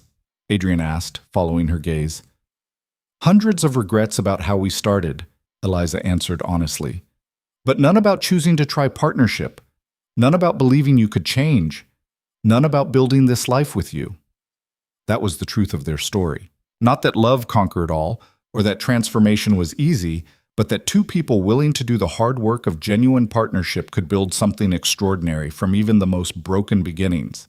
And as they turned off the lights and settled into bed together, hands intertwined, both of them knew that tomorrow would bring new challenges, new negotiations, new opportunities to honor or fail the partnership they'd committed to. But they also knew they'd face those challenges together, as equals, as partners, as two people who'd learned that freedom and connection weren't mutually exclusive. They were the twin foundations of everything worth building. That was enough.